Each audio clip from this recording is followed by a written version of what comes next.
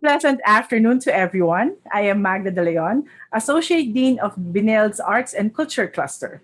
Benilde's Arts and Culture Cluster, or BACC, operates under the School of Design and Arts of De La Salle College of St. Benilde.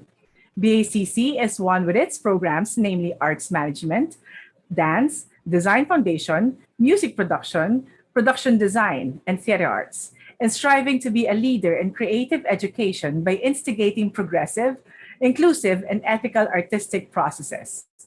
Today, we engage in one of the many iterations of Benilde BACCTalks 2021, a series of conversations on creative interventions, engagement, impact, and artistic process.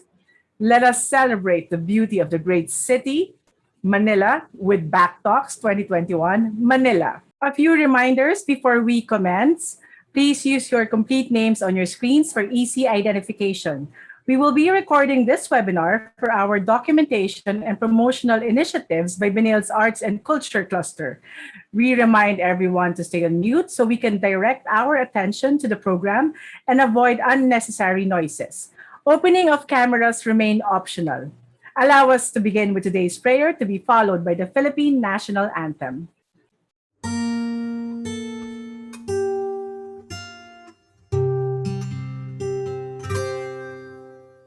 Let me be the change I want to see. To do with strength and wisdom all that needs to be done, and become the hope that I can be. Set me free from my fears and hesitations.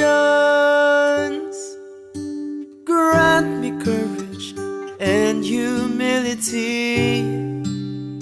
Give me the spirit to face the challenge and start the change I long to see. Today I start the change I want to see.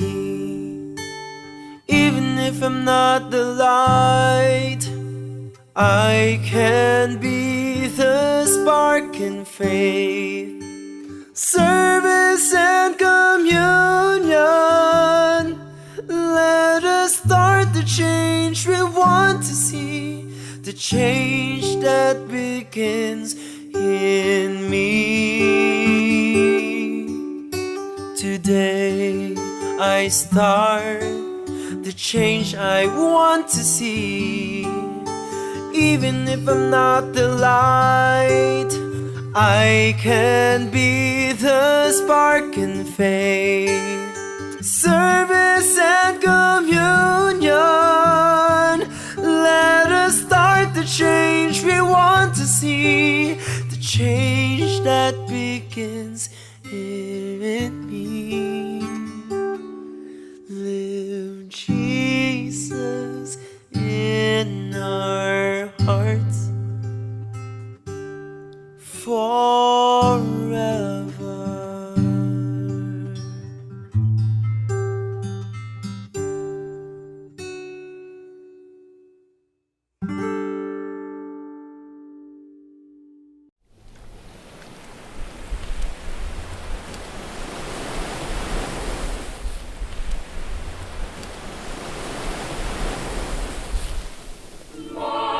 Magiliw, pelas na silangan, alam ng puso, sa dibdib mo'y buhay. Lupang hinirang, duyan ka ng magiliw, sa manlulupig, di ka masisi.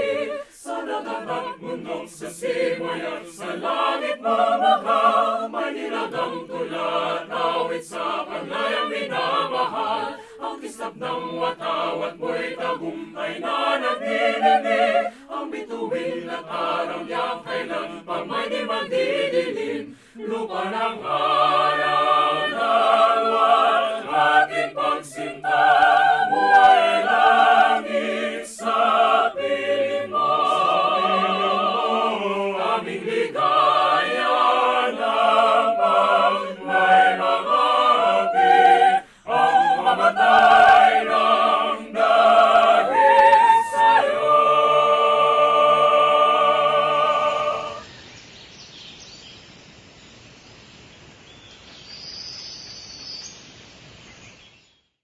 This webinar is facilitated by Benilde's Arts and Culture Cluster's very own Dr. Sunita S. Muki, a thespian, writer, artist, arts advocate, a scholar, and a professor. Should you have questions about the talk, please course them through the chat box. Doc Suni will accommodate them during the open discussion. Hi, Doc Suni. Hello, everybody. How are you doing? It is such a pleasure to be here with all of you to celebrate our great, contentious, beloved Manila. And we have an array of wonderful people, artists, presenters, scholars, students, alums who will be sharing this with all of us. The source of great joy, with her sunsets, vivacity, but also great stress. What a thrill to see Manila in 13 streaming on Netflix. How telling that there are halimaos, mumus, aswangs all over our city. I grew up in Manila. My stomping grounds were Leon Ginto, having gone to Saints Co and DLSU. I got my art fix from the CCP and PETA at the Raja Sulaiman Theater in Fort Santiago. I played in Luneta and watched my own dad play tennis at the Rizal Memorial Stadium with his barkada. I prayed at the Hindu temple in Paco.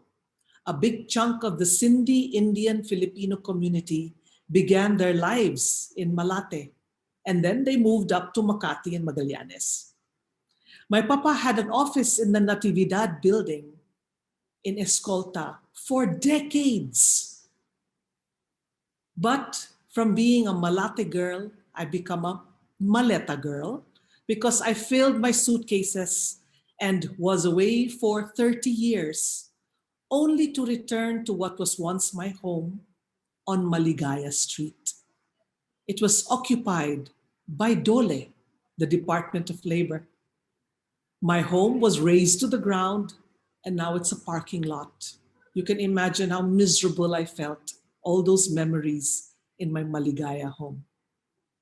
It reminded me so much of Nick Watkins, The Woman Who Had Two Navels, the abject disappointment of the elderly exile Dr. Monson, who returns home to Binondo, which was reduced to rubble, and what was left was this grand staircase after the Japanese had left.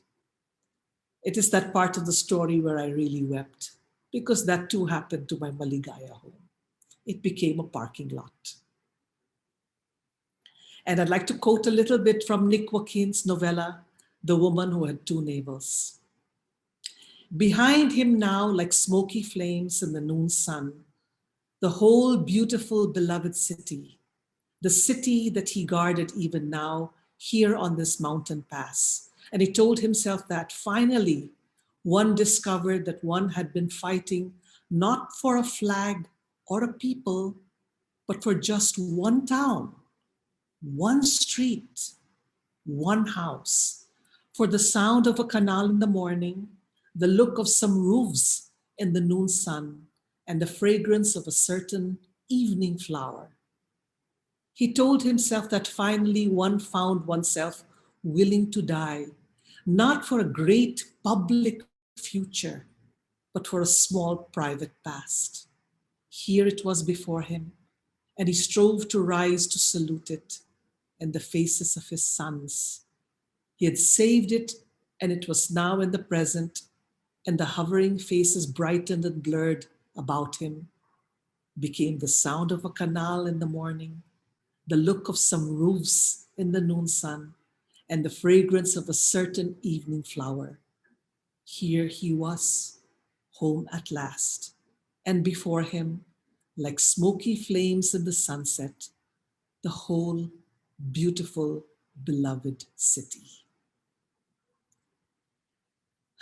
That's the elderly exile, Dr. Monson, in The Woman Who Had Two Navels, realizing why he was defending Manila against the Americans.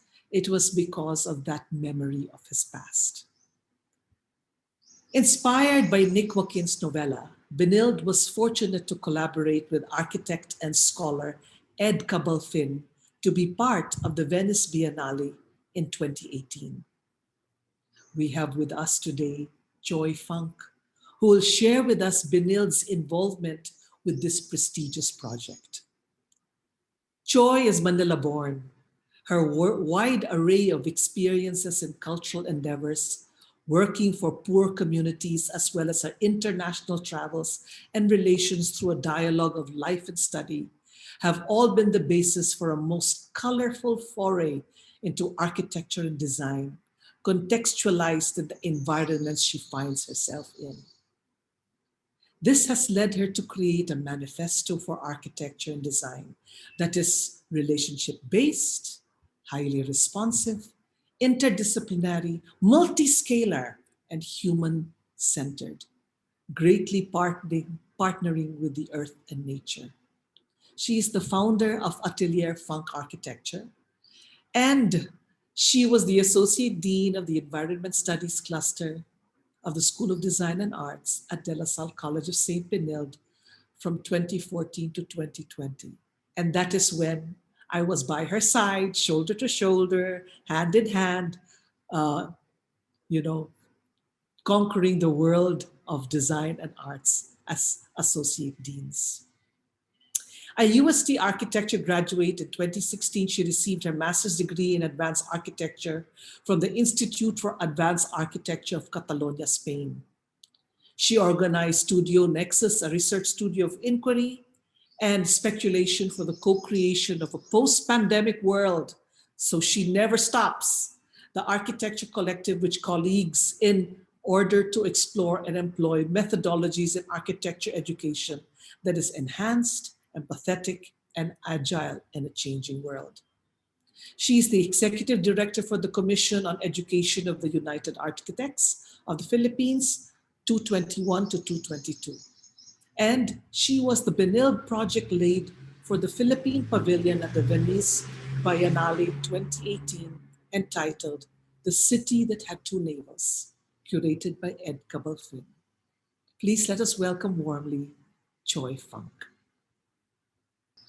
Hi, Choi. How are you? Hello. Suni, fantastic. Thank you so much for such kind words, and what a wonderful introduction to usher in what I'd like to share this afternoon. I feel that it's something that I would like to share with you. Is it possible for me to share my screen? Yes. Maybe we can, yeah.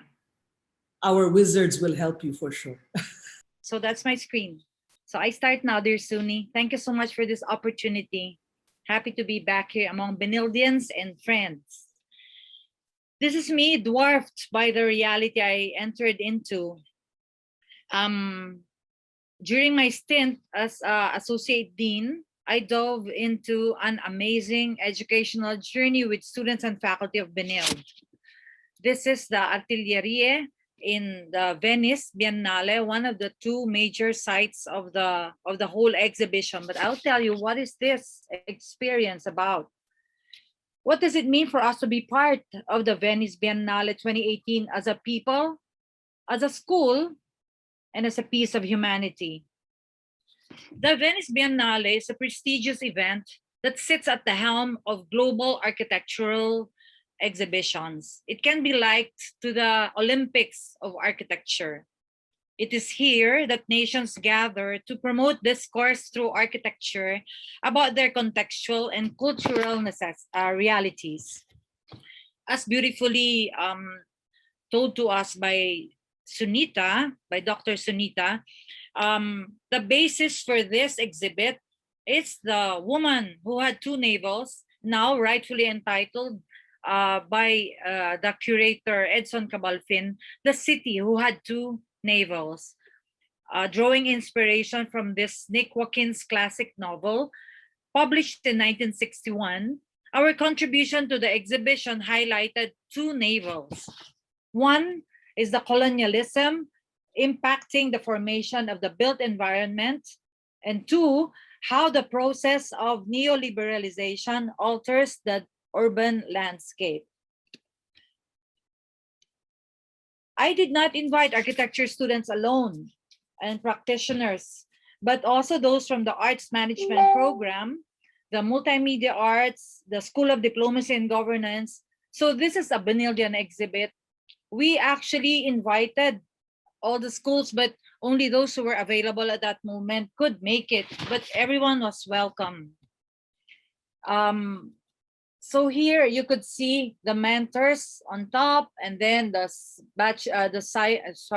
architecture students, and then the multimedia arts students, and then arts management students, and the students of the consular and diplomatic affairs. And then there were many others in the background. So it was really something that we all celebrated.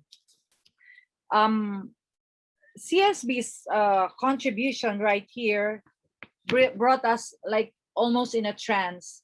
The methodology by which we undertook this project is what we call the studio culture, where everyone comes in equipped with what they know, what they have previously researched, and put forward on the table. So that our table right here is this whiteboard, and we talked about life, culture, our history, our contexts, and the stakeholders, which are the Filipino people in this particular topic, which is Edson Cabalfin's thesis. Here with Edson, he's right there, the one in blue on the left, the first one. We called the project The Futures of a Past, bringing to light the tensions of our colonial background. And then we continued to ask, can architecture be a vessel to transcend the global colonial presumptions of our nation? Our deadline was December 30. And so after all the discussions and the discourses we've been having since October of 2017, we agreed that we would celebrate Christmas. And then we rested on the 26th, and on the 27th, we all went up to my house in Tagaytay, and it was Christmas time. In between the Christmas feasting and a lot of discourses, this is us throwing away our watches, not minding, but listening to one another about what we might put forward on world stage. And it was really amazing how we were able to come up with this pavilion, which is about post-colonialism and neoliberalism in the present-day Manila. I will tell you, our site, because there were 4 schools that were involved, the UP is one, and they chose the UP campus as their site. And then there's the University of San Carlos, and they chose the Colon Street in the city of Cebu. And then in Mindanao, they chose the whole of Mindanao as like where they would put forward their story. Benilde, chosen as one of the schools, has chosen the Pasig River. And so that's why we have put here the Pasig River ferry routes. And we have taken from specific turning points in Philippine history. These speculations aim to ultimately address the constant negotiation of our love-hate relationship with our colonial roots. So like here are the speculations that we have put. I will not explain that too much, but this is what we call data visualization, because we researched and we saw the many layers. Here at the lowest part is just the Pasig River, and then what has been built on top of it, and then the buildings, which bring us to the present. So here on the right also is this one on the left is the axonometric, as we call it, and the one on the right is like how we envisioned the many layers through history. Eventually, we put forward speculative questions like how might it be if in 2050 how Manila is along the Pasig River? What if we were asking these questions? What if we were never colonized by the Spaniards, the Americans, and all that? Maybe our buildings will be of gold because of the influences of the Muslims and the Chinese even. Or how about if the Spaniards won, and this is like, maybe it will be called Lusong, or it may be called Intramuros if the Spaniards won, And then what if the Japanese one instead, Manila? So we were even playing with this idea that there's even this high tower that we will be under surveillance. As imagine, this is like almost a game that the young people were talking about. And if we were going to be run by AI by 2050, if it's going to be through artificial intelligence. The project allows architects and Filipinos to reflect their position in society and the roles that each of them play in contributing to the growth of the nation. It was an experience that would have only been possible with a unique culture that is fostered in the Benildean School of Architecture, because eventually it is an architectural exhibit. So in the end, it was the architecture students who like finalized and concluded the exhibit. And then the budding culture imbibed in the minds of mentors and students furthered the project's deep layered meanings, expressive forms, and expedited digital fabrication process. Through this process and culture, everyone involved benefited from an advanced and accelerated learning curve. So this is like those who were able to go in August, and we felt that truly it is an embodiment from process to product of the Benildean motto, doing ordinary things extraordinary well. And with that, I end my presentation. Thank you. Grazie mille. Thank you so much, Choi Funk.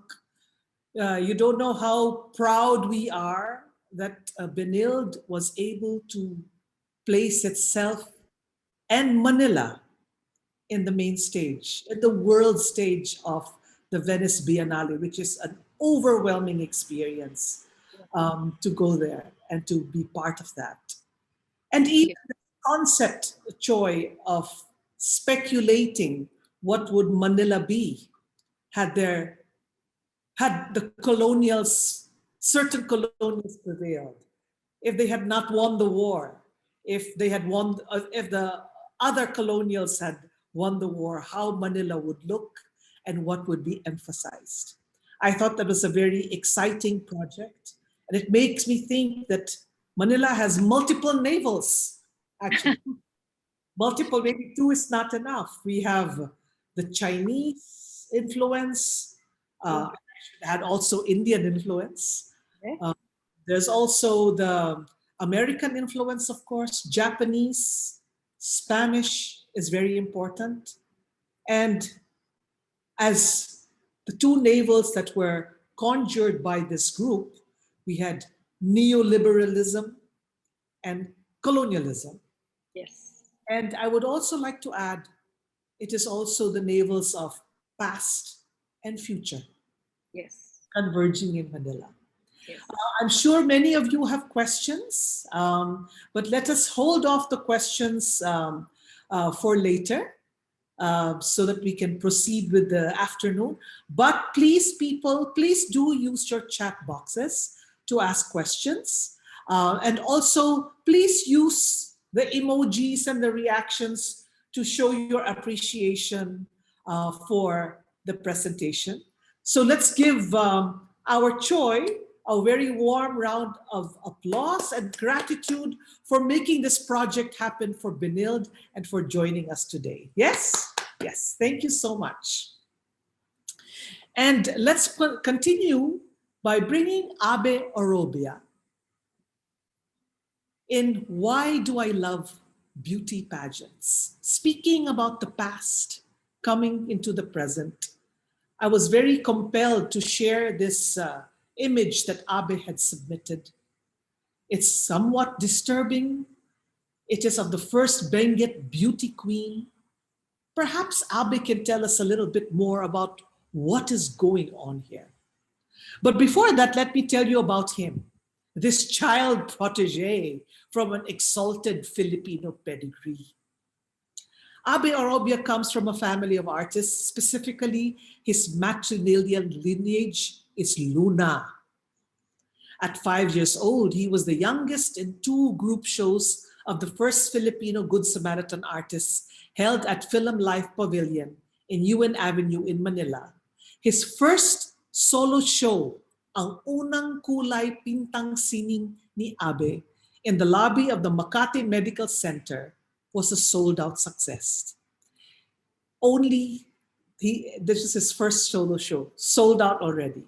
In 1992, he was featured in the United Nations Development Fund TV commercial for a campaign to save the earth and environment. In the same year, he was cited as Impressive Painting Award for the ASEAN Children Painting Competition. And his entry went to Tokyo, Japan. His national awards include Parangal ng Bayan Awards and Jay-Z's International Award for Arts and Culture, all held at the Malacanang Palace. He has also been cited as an outstanding faculty member at the College of Fine Arts of UST. His works have been featured by Visitacion de la Torre in 1991 and by the Peso Book Foundation as among the noted artists in the country in the year 2000. A painting major of the UST, his most important job is currently college instructor and lecturer at Benilde School of Design and Arts. But of course, he also lectures and conducts workshops at the Ayala Museum for a project called the Art Room. And his prominent style, as you will see, is symbolism, and idyllic landscapes. As we call on Abe to come, can we show the picture of the Manila pageant, please? Thank you. Abe, are you there? Hi po, everyone. Hi, Abe. How are you? I had to see you. Can I see you? Unfortunately, I am a bit, I just went on painting, so I look like a painter, really a painter. So I don't want to show myself, but I can explain about my work. Can I po? Absolutely. So good afternoon, everyone.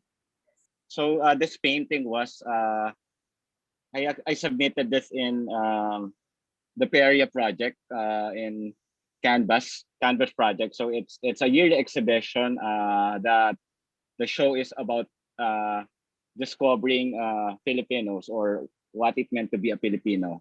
So that's always the title of the show. And then the theme at that time was, I really forgot, but it's all about being a Filipino. So this is my entry. And then this is actually a sequel of what I did with my another painting, which was Ang Unang Perya. So in the Ang Unang Perya painting, I depicted the Bontoc beauty, whereas those Igorotes went to the Coney Island during the 1908 celebration, and then they were paraded as Filipinos, and then so they would be rather eating dog meat, and then headhunters and the like. So technically, itong mga Pilipino po na ito, o yung mga Igorotes, was paraded in that manner, and then they were asked to showcase themselves wearing bahag. So the painting was not here, of course. It's not on the screen, but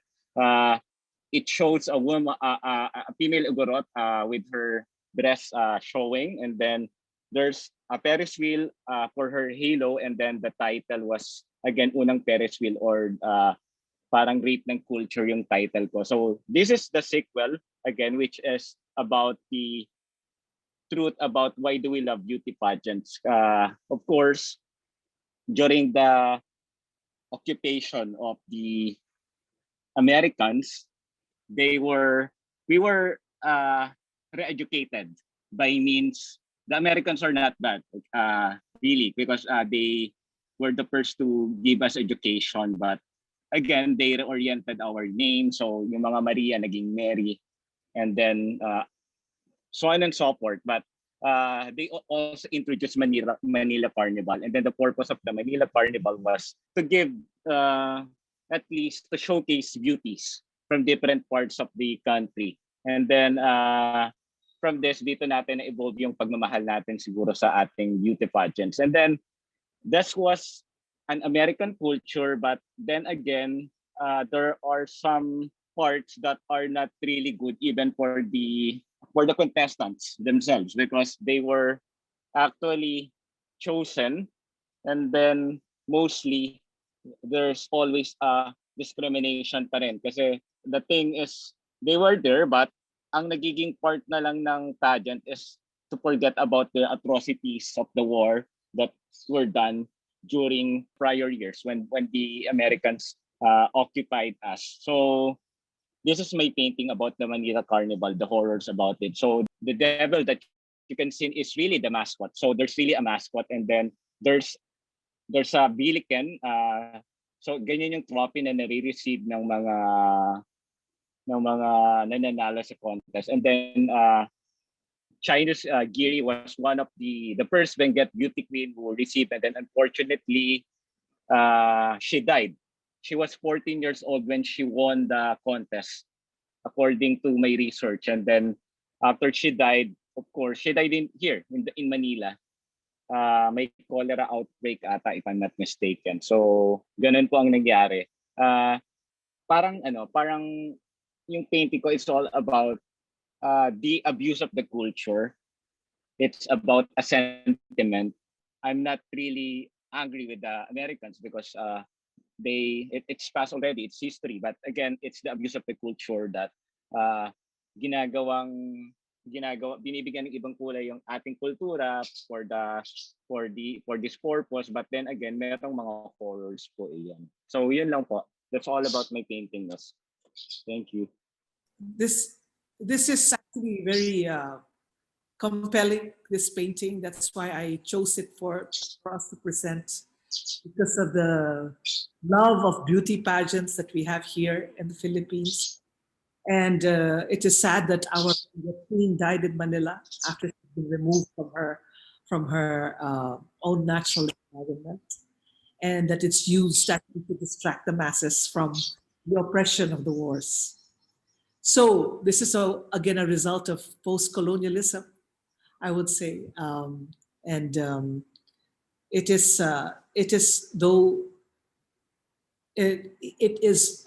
part of the history of Manila, of what it means to be here. Let's take a look at something else that Abe Orobia has shared, this engagement of Manila. Let's take a look at his video entitled Missing Taft. I never made it, but I know what it takes. I'm motivated by a mix of emotion. Got my statement, and I'm reading it slow so I can understand it fully. Appreciate my standing, go out of this world and right on time.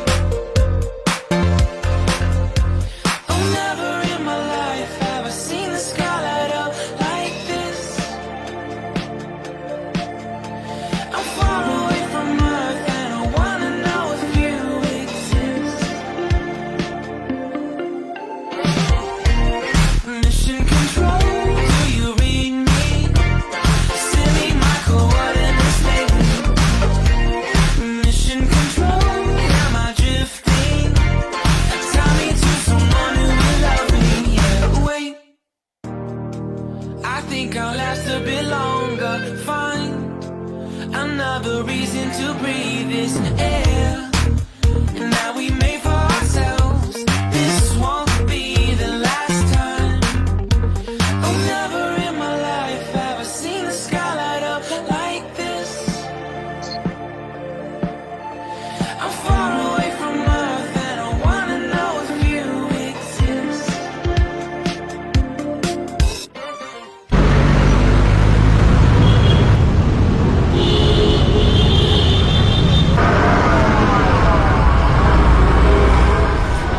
Am I drifting? Tell me to someone who will love me. Yeah, I knew it when I met you. I'm not the only one who's alone. Find me soon and take me home. I knew it when I saw you. I'm not the only one hanging on. Tell me to someone who will love me.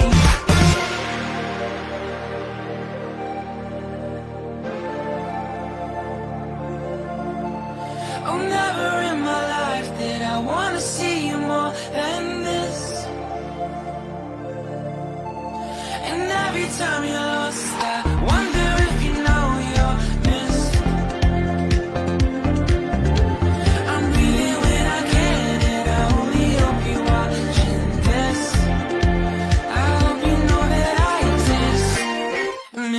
control. Do you read me? Send me my coordinates lately. Mission control. Am I drifting? Tie me to someone who will love me. Yeah, I'm doing when I make you. I'm not the only one who's alone. Find me soon and take me home. I knew it when I saw you. I'm not the only one hanging on. Tie me to someone who will love me.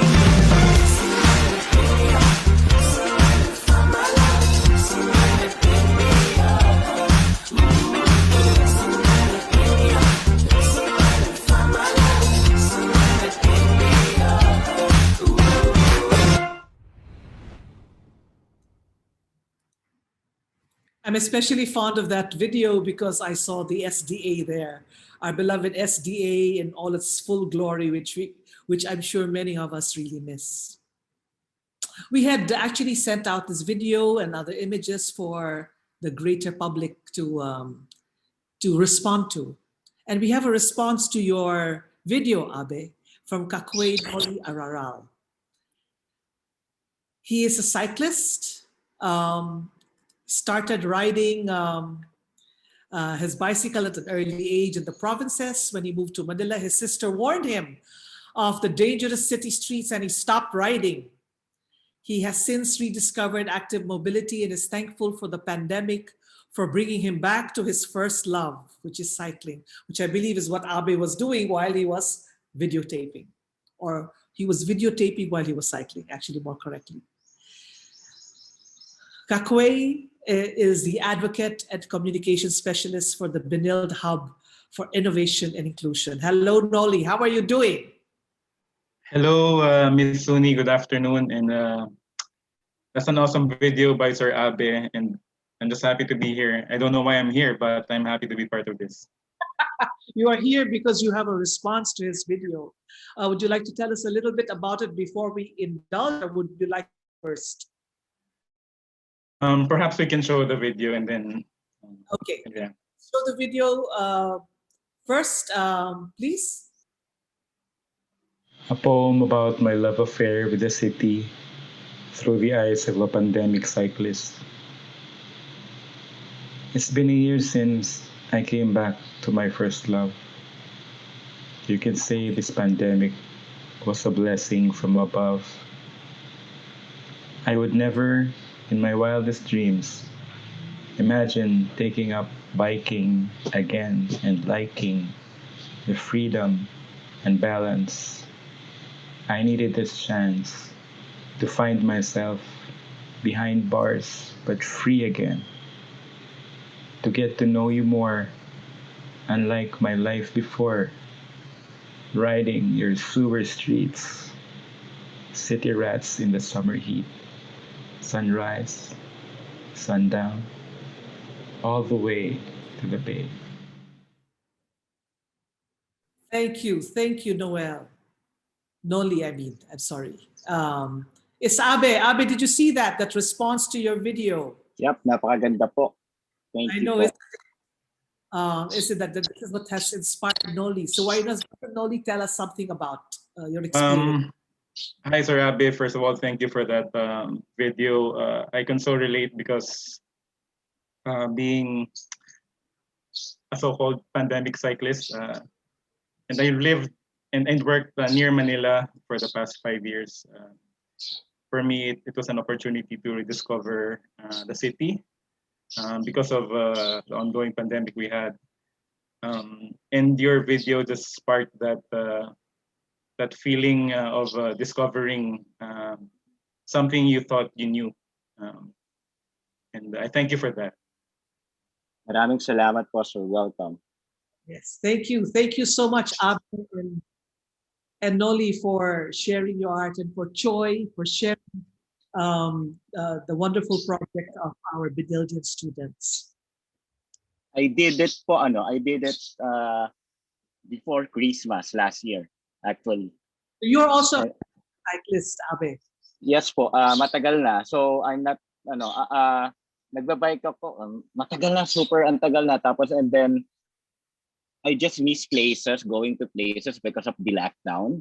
And then the safest place to travel, kahit may car, hindi ko alam kung makakapag-park ka or kung saan man. Pero using a bicycle is you can stop everywhere and then less contact with people. So that's the good thing, and also healthy lungs mo. Tapos instead of sitting just in your house and then not doing any exercise, so I did cycling again for that period of time. And then until now, actually I came from south, from Muntinlupa. So ang layo ng travel ko going to Manila. I did that for the purpose na sabi ko, maraming nakakami sa tax area. So maraming nakakami sa SDA. So I did that purposely for, I just took a video using my GoPro cam. That's it po. Thank you so much, gentlemen and lady, my dear. Thank you. Thank you. Thank you. I have had the utmost pleasure of enjoying this man's explorations of the city, especially its delectable cuisine from Chinatown. This is the first time I met him.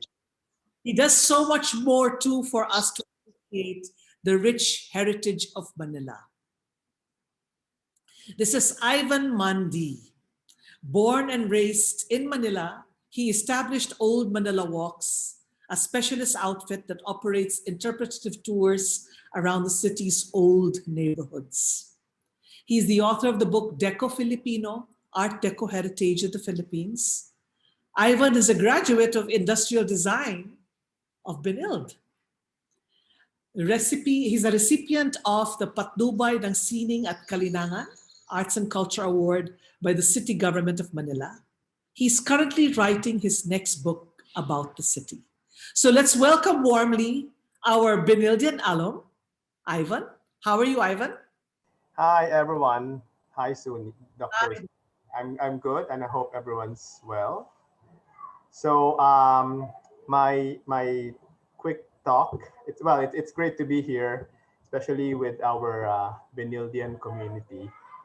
I don't get a lot of invites from CSB, so it's nice to be to hear and sharing the one thing that I have been doing since the last 15 years of my life. Okay, so I'm gonna share to you my quick presentation on what I have done. Okay, there you go. So this is the title of my talk. It's basically how I relate to my city through our heritage advocacy, storytelling, tourism, and how I made a career walking on Manila. So that's me.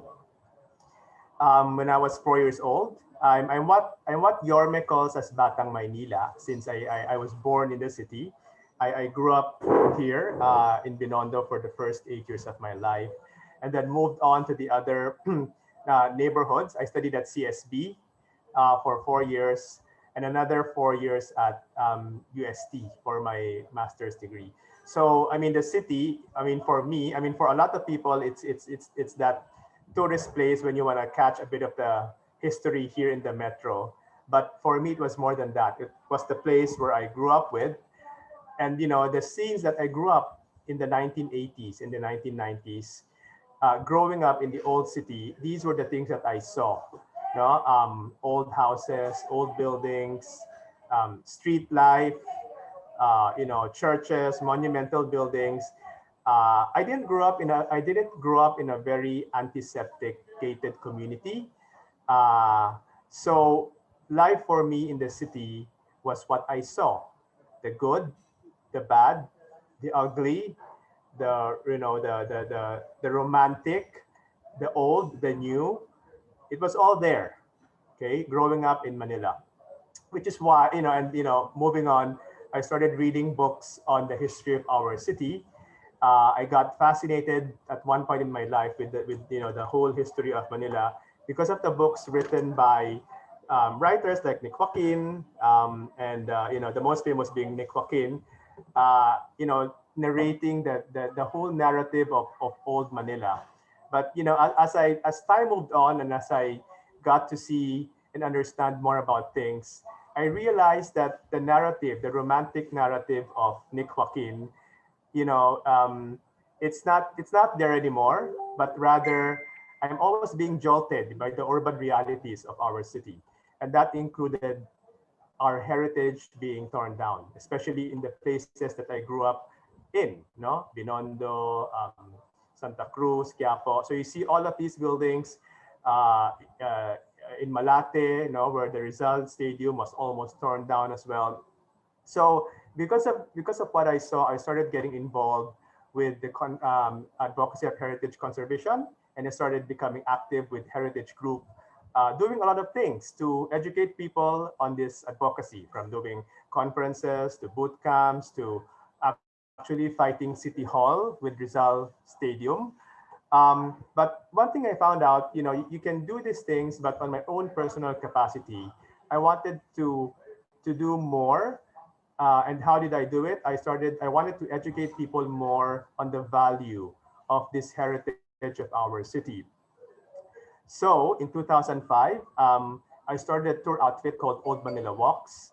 One of the things that I noticed is that for people to be able to relate to your advocacy, they have to experience the place. You cannot ask someone to save a building if you don't really have any personal memories of it or any significance for them. Okay, so I started this outfit, and one of the ways that I thought I could educate people is through tourism, by making them come to the old city and walk the very streets where I grew up.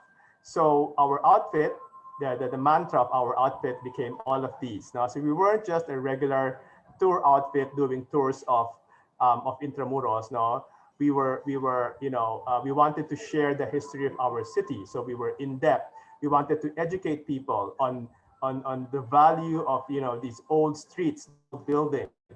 So heritage advocacy and into different programs that we could let people experience when they come to the old city.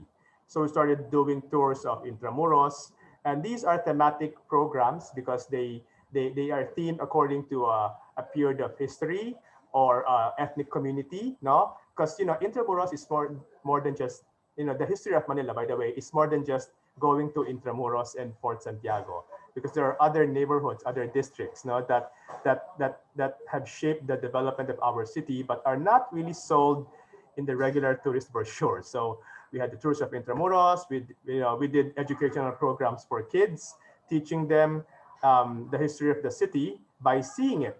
No, because it's the history of Manila is something that we do not really learn in school. So you have to be there to learn it. You have to be at the actual place. So we also did programs that involved intangible expressions like food. So we did a food tour of Chinatown, which became one of our, I guess, most popular tours in the series. We also did, specialist literature, maps, again, to encourage people to visit and come to our neighborhoods and support our local economy, at the same time making them realize, the fight that we are fighting for when it comes to heritage. No, we did tours of the, places like Chinese Cemetery or San Miguel District in Malacanang. Each of these neighborhoods again have their own stories to tell, which it all adds up to the whole narrative of Manila. And we also did a lot of research on particular aspects of Manila's history, like in particular, the 1930s architecture of the city, the Art Deco style. So we did a cultural, we did a mapping of Art Deco buildings around the country, and of course in Manila, which has the biggest collection in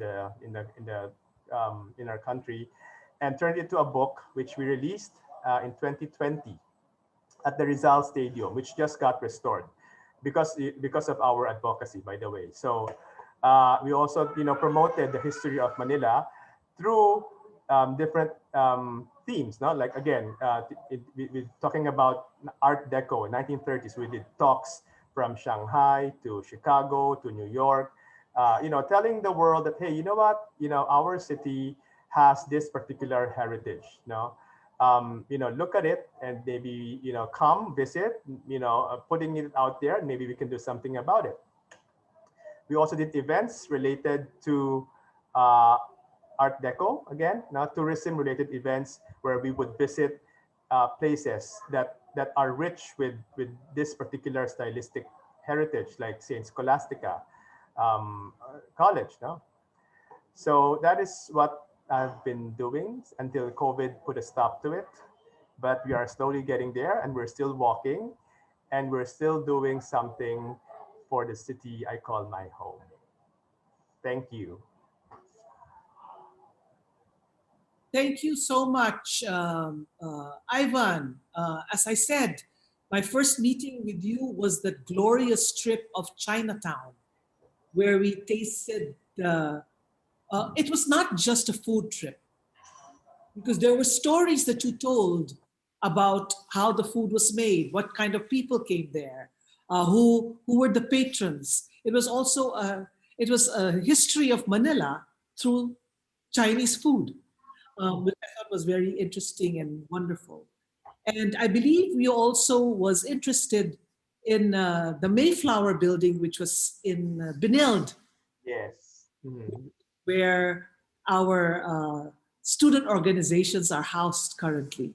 It used to be the Spanish embassy. It used to be Instituto Cervantes. Exactly. That was my hangout place when I was in CSB. Even if I couldn't read the Spanish, they had a nice library which you could just read and look. And thankfully, CSB integrated the building to the campus. Yes, it is integrated, and it has a lovely cafe. Yes. But it is challenging to climb all those staircases, those lovely staircases, all the way to the top. A beautiful building indeed, I must say. And Art Deco. Yeah. An Art Deco building, indeed. And of course, Saint Scholastica is right across, my alma mater. My alma mater too. And of course, you take this for granted while you're studying and playing around as a student, when you're actually in buildings that are screaming heritage. Right. Yeah. I think that's mostly the case with a lot of students. I was probably different from the others in the sense that I was appreciating it when I was in CSB. Yes. Usually when you're a student, you are a turista sa sariling bayan, right? Sa sariling neighborhood. Yes, that's right. It's really, and thank you so much for your work, because it's important to preserve. I mean, the Rizal Memorial Stadium. Indeed, I remember getting lost in its labyrinthine insides while my dad was playing tennis. I was taking walks around, climbing the bleachers, etc. It was fascinating way to spend a Sunday afternoon while dad was with his barkada. And to have it razed to the ground would be very sad. And I believe that's what's happening to Harrison Plaza as we speak, right? Though Harrison Plaza is not Art Deco, but it's a place that we all grew up with as such, as we raise to the ground too. Thank you. Thank you so much, Ivan, for your work and for sharing with us what you do, and include us in your book. Thank you. Let's look at Manila from J. Javier's eyes. A little bit about him first. He has been with Benilde's photography program since 2010. He has been teaching since 1991 in schools like UST and PWU. He has a master's in fine arts and design. He also handles traditional photography and Philippine photography subjects. He's currently researching Filipino photography pioneer, Teodoro Protomartir.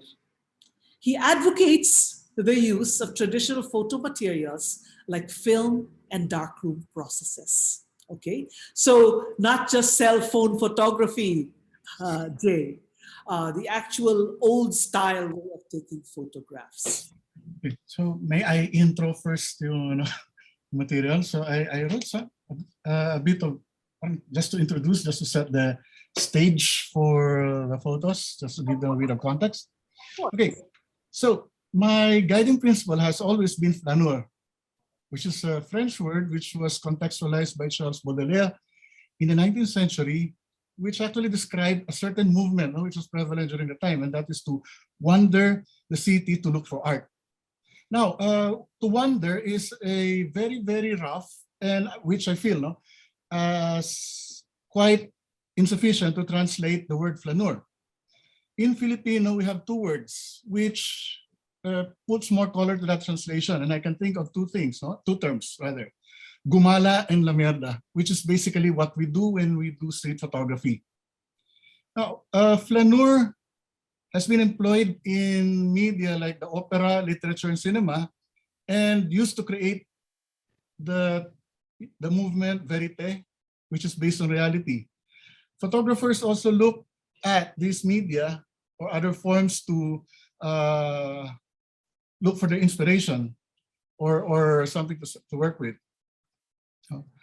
Photography in the city, to wander about the city with a camera, is to look, to explore, to experience, to examine, and to discover.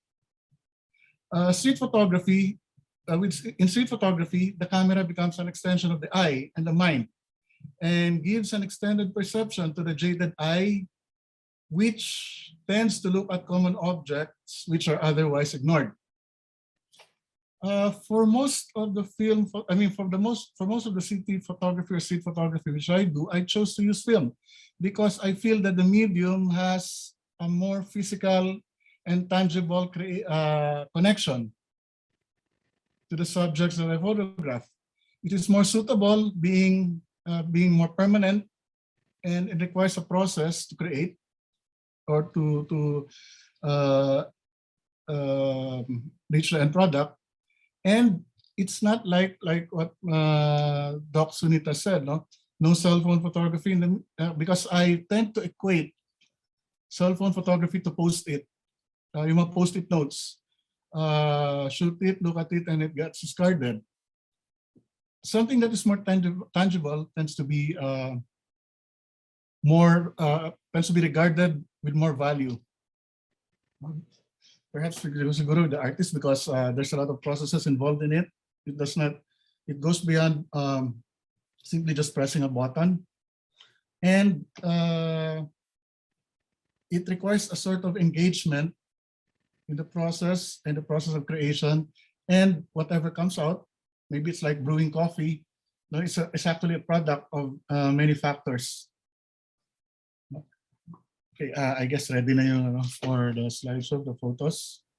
I could describe them as they go as well. Okay. Yes, thank you so much for that, for the introduction of the idea of the flaneur, and to roam about and take pictures and capture what using the camera as the extension of your brain. I think that's very imagesic, and the flaneur, just to roam about, just to roam about. Our cyclists do that. Ivan is a little bit more studied and scripted in his flaneuring, but that's part of his life, right? That was part of his life, to roam about Manila. And now these are some of the photographs that you have shared with us, and I've put them together because I found it very interesting. This juxtaposition of different kinds of understandings of Manila. Here we have Intramuros, for example. One was taken in 2003 and 2015, but it's very different engagement with Intramuros. Yes. So tell me a little bit about your thinking behind this. Okay, so these were all Sunday afternoon walks. It's also a bit studied in the sense that we're familiar with the places, but we're not exactly familiar. We have no idea of what we will get every time we step out into these places with our cameras. For instance, the photo on the left, if you notice the lady with glasses, the bottom, that's Cecilia Monzon Palma or Munoz Palma, the lawmaker. I didn't know that she would be part of the frame. I was photographing that itself. There's this blind lady, that was a blind girl. She was there for the inauguration of that peace totem pole. And suddenly then afterwards, I I wasn't aware of what I had in the picture until it came out. That's one of the nice things about wandering with cameras. No, you can have a mindset of getting something, and in the end, there's always that element of Lady Luck smiling or putting something in the frame. On the right photo, this was an event in 2015 organized by the photo department. It's similar to what the BACC did with Escolta 3 years or in 2013, I think. So Escolta was 2016 or 2014. 27. Anyway, so we had students from the MMA and the photo departments go to Intramuros. This was the last time when Pinoy was still there. Wala pa si ano. So these were still better days. So I thought, why not? So all the other classes had their students come in their regular clothes. Tapos sabi ko with my class, why don't you put on costumes so that you get to feel how it is to be to wander in Intramuros, dressed like the people who are supposed to be looking at or imagining about who lived in Intramuros. So yan, they went there, going around. In fact, there's even a photo of them after this event, going to 7-Eleven, having their merienda in those clothes. Parang there's this, juxtaposition of modern and yung people from before wearing the old, well, they'd say stuffy, but I think hindi naman sila nainitan. They actually breathed and sweat through those clothes. So parang, to me, that it imparted a certain experience that simple photo walks or immersion activities will do. So ito rin, tough. This is about 2 blocks off where Tim Horton's place is. So this is tough. Again, I found yung layers. It was very, very interesting. It speaks something of our history. The sa likod is a staff after the former Governor General and the U.S. President. And then there's also this taxi Christianized. And then there's a lot of parang Christianized, parang sineryoso, parang this is a statement about yung go forth and multiply tapos masyadong sineryoso ng Pilipino. This is actually on top under the MRT. And then on the right photo, again, this was one of the flaneurs as well. So Rizal Park is there. It's easy to go to, although I've not been there in almost a year because of the pandemic. Like Ivan, namimiss ko na rin yung gumala. And then, it's easy to photograph the monument. Parang sabi, okay, let's do another postcard photo of the monument. Or let's have the photo bomber behind it. But in this case, I thought that, okay, maybe konting hintay, explore, discover, examine. No, there's putting that element in front. Ano yung juxtaposition na lumabas? What is this about? Is she hearkening back to Rizal? Is the monument standing for something else? To us, the monument is just there. Something to look at, something to watch, something to behold. And yet here's something, the monument becomes a context for something else. It's you just told a story. I mean, is she looking back? Is this my history? Who is that? What's It's so important? anonymous. Yes. And she's looking back at it. I thought it was a very compelling image. That's why I wanted it to be part of this discussion. It's a different way of looking at the Rizal Memorial. It's really looking at it, and the pose is actually looking back at it because it is our history. Yes. It is And then the flags, yung flags then perfect in yung timing, lumipad lahat at that moment. yes, So beautiful. there's that parang spice Yes, to create it, and everything that creates a story. yes, it's a great story. This juxtaposition of images. Okay, yung sa kabila, KFC, again, this is a juxtaposition of what Manila is. No? It's a mixture of everything from inexpensive shoes, no? And then people wearing masks for other reasons than COVID. And then there's also KFC behind. So good. Again, these things happen for a moment. I guess in camera really should be an extension of the mind because you see something that's fleeting and it's gone in what? Half a second. So But that's really quick. It's also serendipity, right? It's so serendipity. Serendipity and luck, yes, it's all there. And then the camera, so serendipity happens siguro for a moment of time, but camera the camera or a photograph does not just record details, no? It records that moment when everything fell into place. So this would probably be what Brason said about the decisive moment, which we are translating as yung tamang sandali. Okay. And then the other one, this is Spider-Man. This would be the places where Ivan goes around. These are from Chinatown. This is actually Chinese New Year. So despite all that's been happening, so yung group namin decided to go there. We've been going to Chinatown, Chinese New Year for the last dozen or so years. And this is the first time that I photographed it with very little people and exclusively in black and white. So there we have these two odd, when going around a Spider-Man is already odd, but I guess like what Miss Dr. Sunita mentioned, well, this also represents the sort of protection that we need from the COVID. No? Instead of just masks and shields, this is an overall body covering of stuff. And then to have two of them making selfies, like parang everything's normal. Going around in bikes, like Abe or Noel, and having someone shoot with phone. So everything looks normal and yet abnormal or unnormal at the same time. I was struck by the juxtaposition of these two photographs because you have KFC, a multinational franchise looming, and then you have the Spider-Man, which is also another franchise looming, sharing the same space in Manila, but also in this very funny way. I found it very funny that they were taking each other's picture, and you told me it was during pandemic, so I said, well, this is a new way of doing a PPE device. And then what I also was struck by this big KFC is that you have this woman in a veil. It looks like she's Muslim, right? In a hijab, covering her face. And the wares being sold. And yet you have these signals of symbols of globalization invading the space.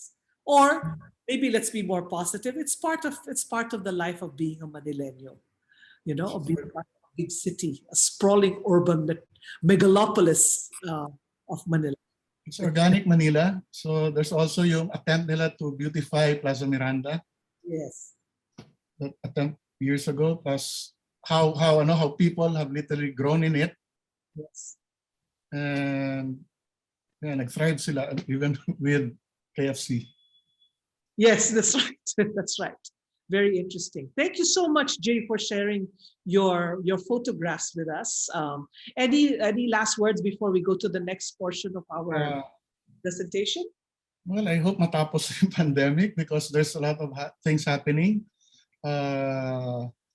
Maybe one of these days I would be, after the second jab, after the second injection, I could try and see what's happening in Manila post-pandemic.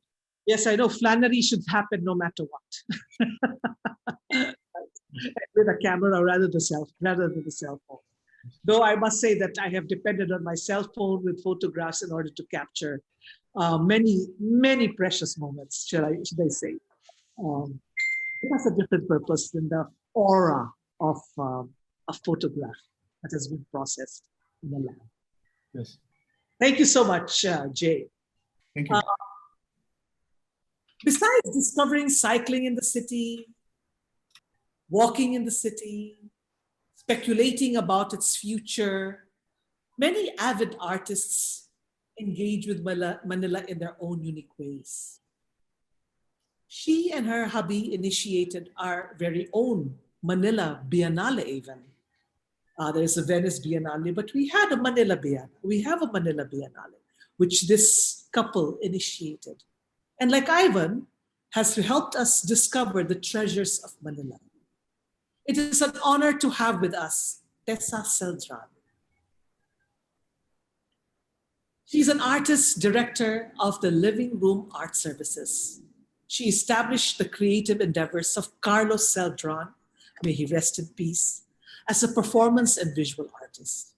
They volunteered with the Heritage Conservation Society that resulted in the Walk This Way performance tours of Intramuros, Escolta, and the CCP. I've had the privilege of going through the Intramuros and the CCP tours, which were really marvelous. Marvelous pieces of theater, I must say. Established the living room 73 and 24 as alternative art spaces that collaborated with many artists, both locally and internationally. Again, I've had the wonderful occasion of being part of the living room as an audience member, and it is cozy and lovely. And of course, the Manila Biennale. TESA has also published photographs and exhibited mixed media and seating furniture works. Inspired by her late husband, she hopes to share his legacy through the current evolution of the living room as a space that serves the dynamic nature of art and culture, which I think is a very generous way of sharing your home and art with others. TESA has a Bachelor of Arts and Sciences in History and Education and is a LASALite too, or a LASALian too. Master of Arts and Language and Literature in 1997. So let's welcome TESA CELDRAN. Hello, TESA. Hi, Sunita. Can you hear me? Absolutely, absolutely. Thank you very much. And I did ask that you take care of the slides. I'll just cue as they come along, you know. But really, thank you so much for inviting me here today to speak on Carlos and his love for Manila. I am very aware that, you know, if he were alive, he would be here instead of me, armed with wit and humor, you know, which would be cloaking really his very strong, you know, opinions and messages. But thank you for inviting me. Having said that, it would be more simple and easy to just run a list of his body of work and his creative endeavors, because that would really fill so much more than just, I think, 10 minutes as what you've given me, or 15 minutes. However, for everyone who knows Carlos, you know, simple and easy are two words one would never use to describe him. Moreover, if I just gave you a list, it would be quite boring, you know. So instead, allow me to tell you a story composed of three characters. That would be Carlos, myself, and this city that we love, Manila, and how that relationship is a story of inquiry and discovery of two people in a city that has grown and changed for better or for worse, as reflected in its own architectural story, right? So here we have slide number 1. I give you the Ayala Museum because that is where Carlos and I met in 1998. He was fresh from having graduated from Rhode Island School of Design, and he had come back to Manila having run out his student visa. And this was we had an exhibit opening where we first met. And he, being new to Manila, I guess having come back from the US, I asked him where he was living. And he said the Kraut compound. So having grown up in Pasay, and like you, Sunita, from Saints Co, I knew exactly where that was, because I grew up on Zamora Street after Buendia becomes Dominga, where the Kraut compound is. And I had never stepped in aside from the driveway, but I heard of a myth that there was one house where the banisters were decorated with a repeating pattern of swastikas. So he said, yes, it's exactly where he was living. So I said, I'd like to see it, you know. So I have no photo of that because the house now is gone.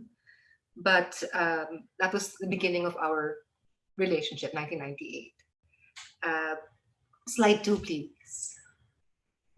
So years later, you know, he would, having from that evening of meeting, I asked him, I said, how did you know I was the one you were going to marry? And he said, I've actually been drawing your face all my life. So I guess maybe the high cheekbones did that. So what you're seeing here are 3 illustrations of Carlos, of portraits of me. The biggest one on the right is my favorite because that's really, I've never seen myself that way before. But just to show you his illustration work and his very nice one with sumi ink and one with charcoal. Just to show you his visual art side as well. Let's move over to slide 3. There you go. So after Crowd Compound, after having gotten married, we moved to Carmen Apartments. That was it's on Rojas Boulevard. And the image that you see, the colored one, is a mixed media collage and acrylic on photo paper by Carlos, which I just restored, actually. I found it and I said, oh, let's fix this. And if you know Carlos as a performance artist and as a visual artist, he is also quite the sharp writer. And he wrote this article on Curling Arguelles, who is the architect of Carmen Apartments.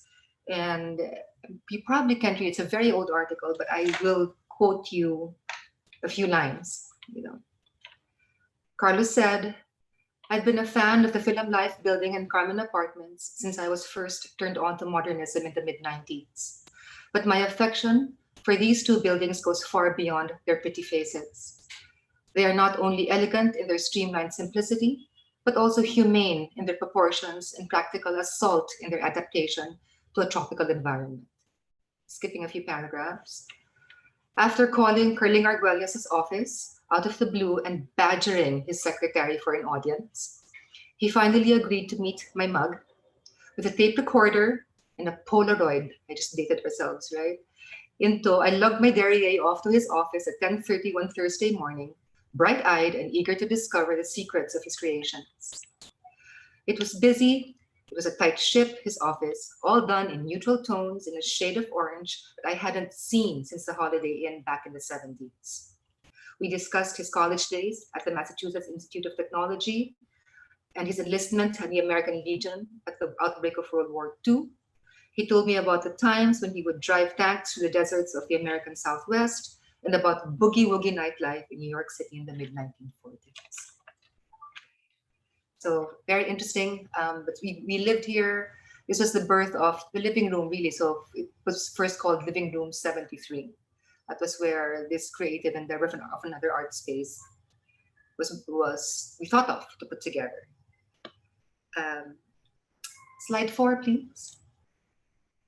There you go. So after moving to Carmen Apartments and after having left the Heritage Conservation Society was when his tours really began to take off. As you can see, the photo on the left side is me, early days of the tours, and Carlos at the corner where you see the khaki pants and the oversized shirt. So tours before even the costumes. So I guess you would call me the production assistant, the one taking the lists, the one doing this and that. So it was very, very early on. Aside from the tours, what also was taking off was his visual art. This on the right side is another of his collages, mixed media, acrylic on wood. And this was one of his first shows in Manila under Lumiere Gallery. And that's called The Agreement. And really, they have nice memories of these artworks being made because, as you can see, most of the faces are mine, but those hands are mine as well. They'd always tell me to, can you put your hand like this so I can draw it? So I'm remembering the creations of these works. This is now in the collection of his mother. She has the best collection, really, of which I've been saying I want it in the house, but she said no, it's still going to be in my house for nothing. Okay, mom, sure. So that's where it is. Let's move to slide 5. This one. Okay, so as the tourists were getting a lot of attention, I put this article in by Travel and Leisure. They were featuring Carlos, but this is the first time that I ever called myself a photographer because those photographs of the CCP are mine on film, yes, the old way, and later, of course, developed in a dark room. So quite proud of that. Those are beautiful photographs. So this is when I first considered myself really a photographer and later on an artist as I was doing more and more creative work. Let's go to slide 6. So backtracking, but this is 2005. This is one of the reasons why really I think Carlos's tours took off was because of his article in Time magazine. I think that was March in 2005, where he was first quoted. I think he was described as garrulous, a native raconteur of Spanish, Chinese, and American ancestry. But he was quoted by Liam Fitzpatrick, where he said, I can't change the way Manila looks, Celdran admits, but I can change the way you look at Manila. So one of his most famous words, I would think. So there you have that. 6, let's go to slide 7. So the tours took off, and the architectural tour, which became the Imelda show, was really first called the Lindy Hop, because you would hop from the PICC to the CCP, telling the story of the modern buildings, and that changed. We developed that from an actual physical tour into the Imelda show, which culminated in his performance in New York in 2014 called Living La Vida Imelda, and reviewed also by the New York Times. So in fact, it's an interesting story, because when we got married and we were trying to plan out our lives, we would always wonder, what's your next step? What's your next goal? For me, it was really finding my creative expression. And for him, coming back from Rhode Island, coming back working in Manila, he goes, I'd really like to go back to New York and perform. And perform he did, and off-Broadway, Kerman Theater. Thank you to Mayu Theater, that was also really developed by Kapisanan in Canada, where we first repackaged the tour from an architectural tour to an Imelda show, changing the character, where the story of the city and our story of our history was driven by the character of the former First Lady. Let's go to slide 8. So with having created the tours and his creative work and my creative work, we backtracked to 2000 when we established the living room as an alternative art space. But by 2019, when we decided he would go into exile, when we took stock of what we had done, and we even said, this is still the living room work, right? So I remember him saying, you should really just take this on already, take the living room, because he was sure he would be focusing on his result tour in Madrid for the moment. And he said, maybe we can do a living room in Madrid, maybe a living room in Manila, like the galleon trade, something like that. That was January of 2019. Of course, you all know by October 2019, he had passed. And the pandemic hit the year after. That was quite a difficult time.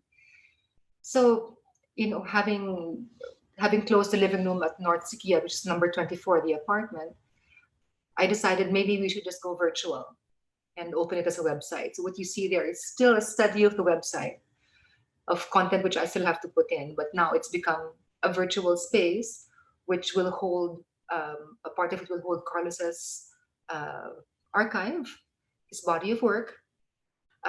We will hold, again, hopefully the stories of all the artists we've worked with. And just to be able to, it has to be an entity, because I'm not going to be here forever either, So that's an actual company which I opened and registered in July of 2020 called Living Room Art Services. Let's move to, what slide are we now? The next slide. Yes, so that one of which will always be continuing is the Manila Transitio, which we didn't have, of course, at the pandemic. That was the last one we had, was right before the pandemic, March 8, 2020. So that's one things we'll continue with the living room is the Manila Transitio. Next slide, please. And again, going back to holding Carlos's body of work, this is one of the first, I think there's his work called Sueños de Manila, which is now being used as a book cover. It hasn't been published yet, so it is very new. Actually, you're seeing this as very new, by 2 researchers. And when they learned of Carlos's work, they contacted me wanting to use his artwork as the book cover, of which I said yes. And it is called Comparing the Legacies of Spanish Colonialism in Cuba, Puerto Rico, and the Philippines. So that is also a part of my work. I've been learning about what to do with copyright. As artists, that's quite important. And this is a photograph of Carlos that I took in his in his parents' house. I thought it would be nice of him, being surrounded by art and looking upwards. Again, that's also been taken in film, just so you know. Let's go to the next slide. And pre-pandemic, I was, talking to Greg Doris, photo on the top left, Benjamin Canapi, photo on the bottom right, and Ray Shko, photo the left bottom, of how to continue Carlos's tours. I still don't know how to do that, but the conversations were happening. But what we've done so far really is on the top right photo is we've just put up some tarps in Escolta, which are actually going down today. And these are just to show you the collaborations that we've been working on together despite the pandemic and how we can push that forward. Next slide, please. Of course, I want to show their logos. So you have the logos of Akim, Kenny Tai, an artist we're working with, the Heritage Collective, Wander Manila of Benjamin, Purple Banyan Company of Rage, and Museo Pambata. I put their logo in because they have just last week or 2 weeks ago, I think they just gave me the go signal of occupying the old Heritage Conservation Society space at the Museo to do something with the living room. So I gave them a proposal before the pandemic, and only 2 weeks ago they said yes. So with that, in the virtual space, movement seems to be happening. And I'd like to close with the last slide. That is on September 26, 2021. That's my show, my visual, my collage work. That is acrylic mixed media collage on wood. Those are 24 by 24 inches, 2 pieces.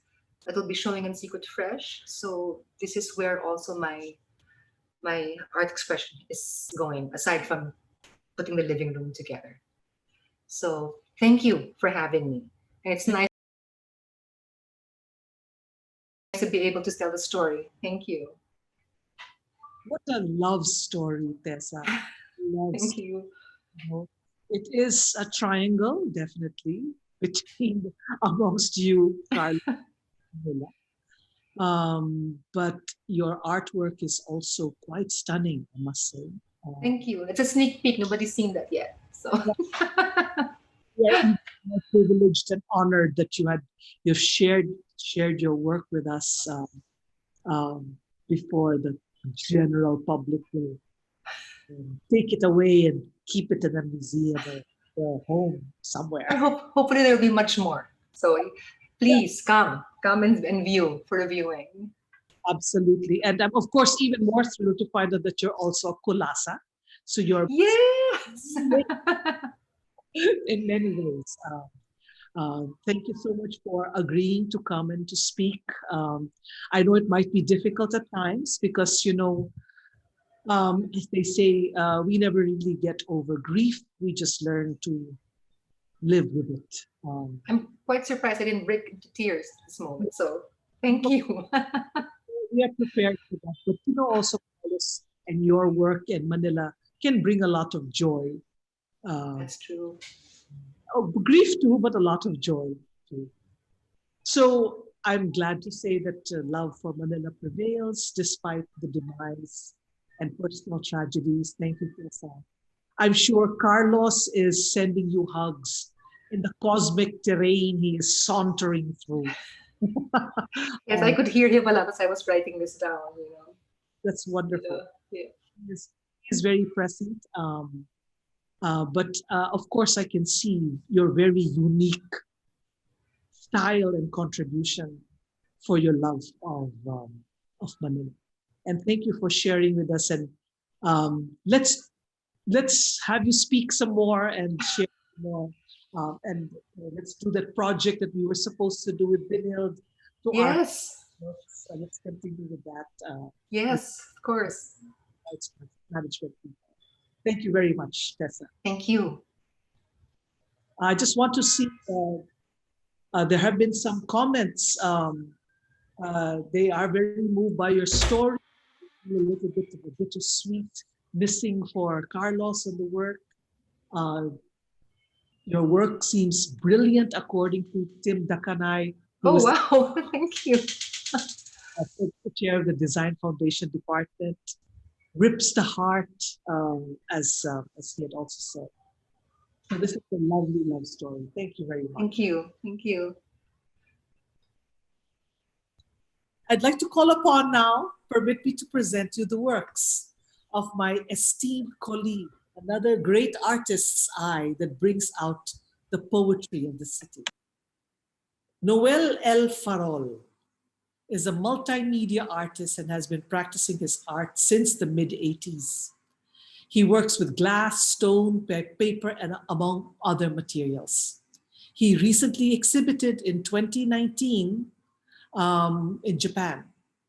He represents the Philippines in numerous exhibitions, Malaysia, Japan, Korea, Vietnam, Russia, Dubai, Macau, Spain, Bangladesh, Taiwan, Singapore, Indonesia, New York, China. So he's been everywhere. His large-scale stone sculptures are displayed in Vietnam, Russia, Dubai, and in China. His cast glass sculptures are installed in the Halissa Art World Museum in Korea and the Museum of Shizuoka University in Japan. He, by the way, graduated from Shizuoka University as a scholar. He has earned multiple awards from the Metro Bank, from the NCCA, from the Federation of Professional Photographers of the Philippines, amongst many others. He has a diploma in archaeology from UP Diliman, art education in Graduate School of Shizuoka University, as I mentioned. He is the former head of Fine Arts Department of TUP and the former chair of Department of Studio Arts at UP Diliman. He is part of the NCCA's National Committee on Visual Arts. He was recently elected as the president of interim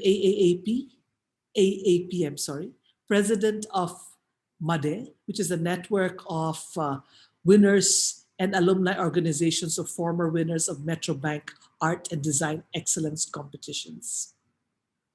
He is also an associate member of CAPI at UP Diliman, which is the archaeologists' organization. But again, like Abe, his most important work is he's part of the Faculty of Design Foundation at Benilde. Let's take a look at Noel. Hello, Noel. How are you doing?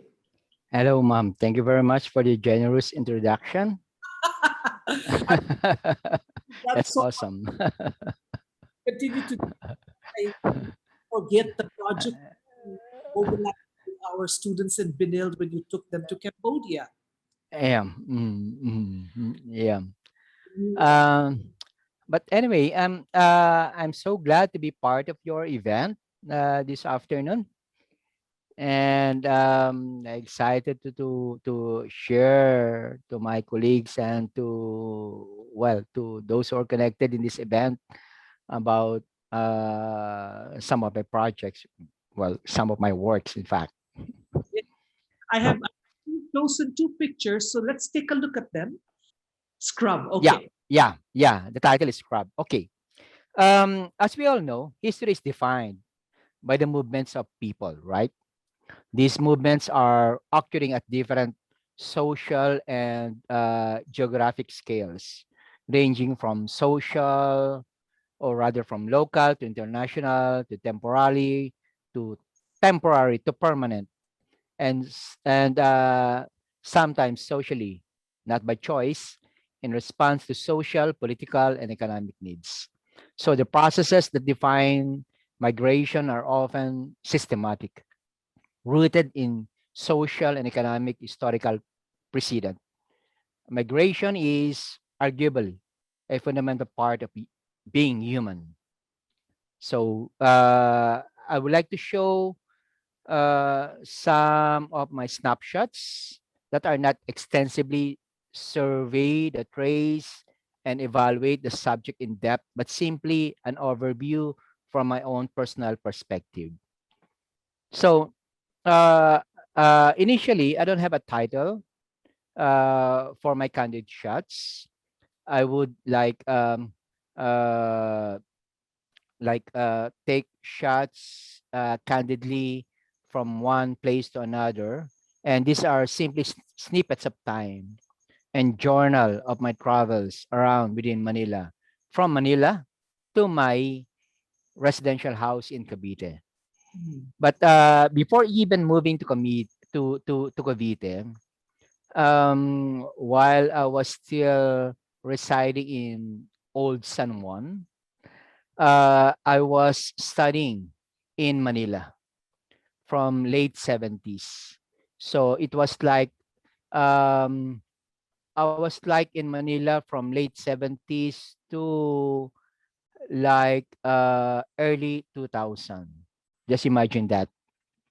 And sometimes I would take a quick um, travel to Chinatown just to have my my meal, like sometimes my lunch, a quick meal, but sometimes I would roam around Chinatown. So um I I've been around Manila for so many years. I was with one institution for 17 years and another institution for 10 years. So that makes me like a resident of Manila. So anyway, my snapshots are not extensive surveys that trace and evaluate the subject in depth, but simply an overview from my own personal perspective. And initially, I don't have titles for my candid shots. They're simply snippets of time and journal of my travels around within Manila.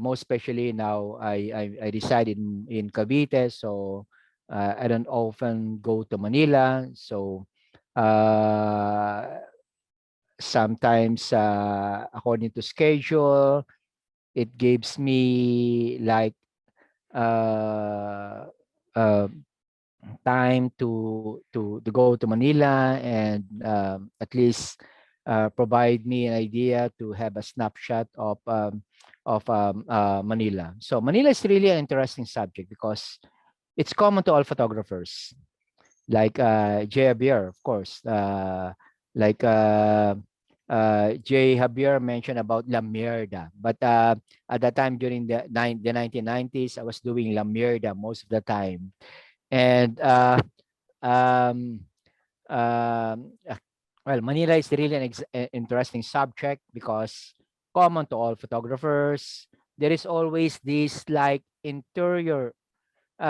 interest. It's like parasitic upon uh, uh, its own interest in the subject. Okay, so for this particular subject, I would entitle this the scrub only because of the um, uh, I should say the visual textural quality. And as we'll know, when you say scrub, it's about well for me it's about semi-abrasive cosmetic lotion that is in a way cleansing the skin. So for this particular work, well, um, I'm not. I should say I'm not into professionally into photography, but during the 1990s, I was seriously into photography. So I delved into photography, to printmaking, to sculpture, to glass, and I was seriously involved in the photography, such that sometimes I was invited by professional photographers of the Philippines to conduct workshop and talk about photography. And I seriously joined some competitions like national competition, international competitions. Like if I remember it right, it's like the absolute vodka competition. which I fortunately received some merits also in my photographs. But anyway, for this particular work, the title is Scrub. The representation of time here assumes to seemingly think of danger, of being lost momentarily. Slowly, the natural light dramatically dissolves and comes to an end and provides a striking metaphor of elimination, of erasing the causal relation of light and dark. The cloud formation is like dust particles. It teases the viewer to embrace these natural occurrences and speculate what might next occur. I sometimes connect the sunset to the story of humanity going extinct, especially during this pandemic time. Taken while cruising along this major flyover right across the international airport, the NAIA, 2. The structure suggests a place of convergence of people moving from homeland to greener pasture. The economic dimensions of mobility, while the scrap of sunlight becomes just one gilded moment of our time. I would rather not be poetic, but that's how I see it in this natural occurrence Noel, of you cannot, image. Noel, you cannot help yourself because that is really very poetic, I must say. That, Well, that is the intentional, but that's how I see it. yes.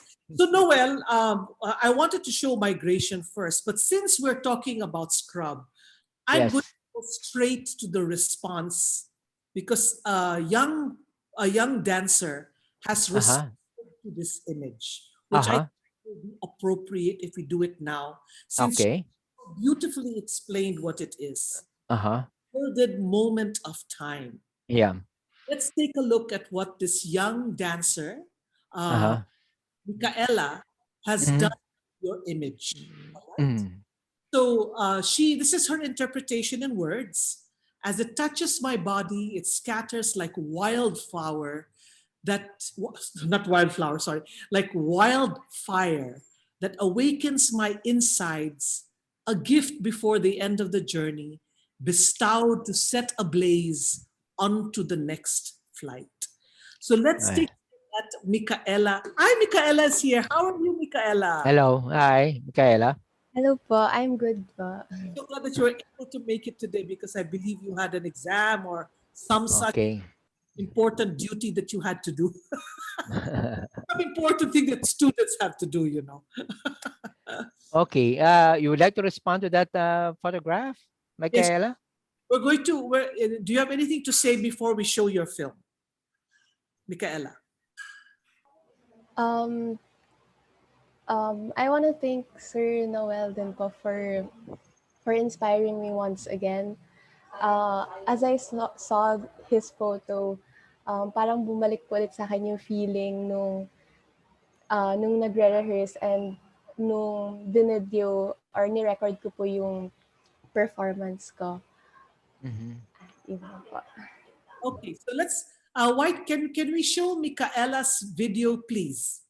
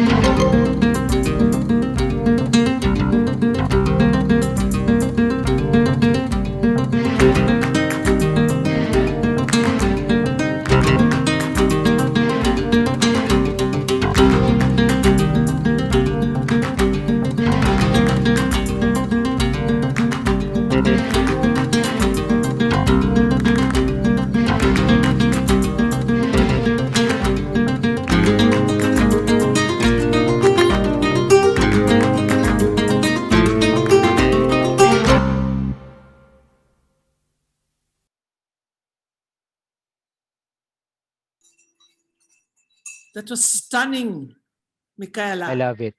I love it. Love it. And then, you know, the way those two lights are placed, it looks like it's Noel's sunset that's there. Bearing The witness. text, Parang it's there watching you dance. yeah, the textural qualities. Textural, it's quite stunning, actually. Yeah, and Michaela, it reminds me of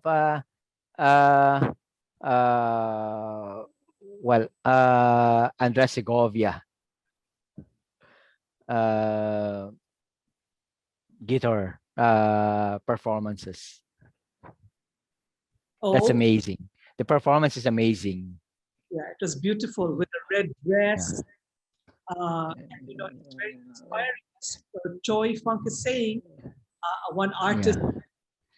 This is very beautiful. Very beautiful performance in response to this photograph that Noel was able to capture. Well,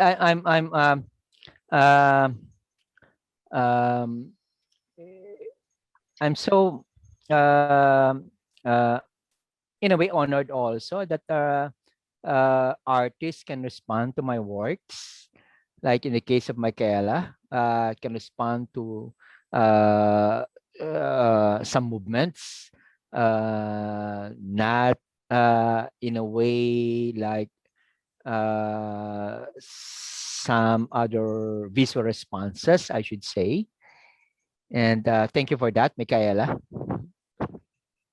Thank you. Thank you very much, Mika. Any other words you want to share before we see one more of Noel's photograph? I just want to thank everyone in here for this opportunity, and I'm very grateful then to have shared this energy with everyone. Thank you. Thank you so much, Michaela. Yeah. Let's take a look at Noel's first picture, the migration series. Okay, can we go back to the scrub first? Okay, because we should talk about this so that we can go on to the next. Let's talk about this. Okay, the migration series. Okay, so as I've mentioned earlier, history is defined by the movements of people, and these movements are occurring at the different social and geographic scales, ranging from from local to international, right? From temporary to permanent, and socially, sometimes not by choice, but because in response to social, political, and economic needs. So for this particular work, this was taken in around Paco area. It's like a block away from Kirin Avenue, where there is an ongoing construction of flyover. So I would entitle this the migration series. So some of my photographs are actually delve around the concept of site and situations.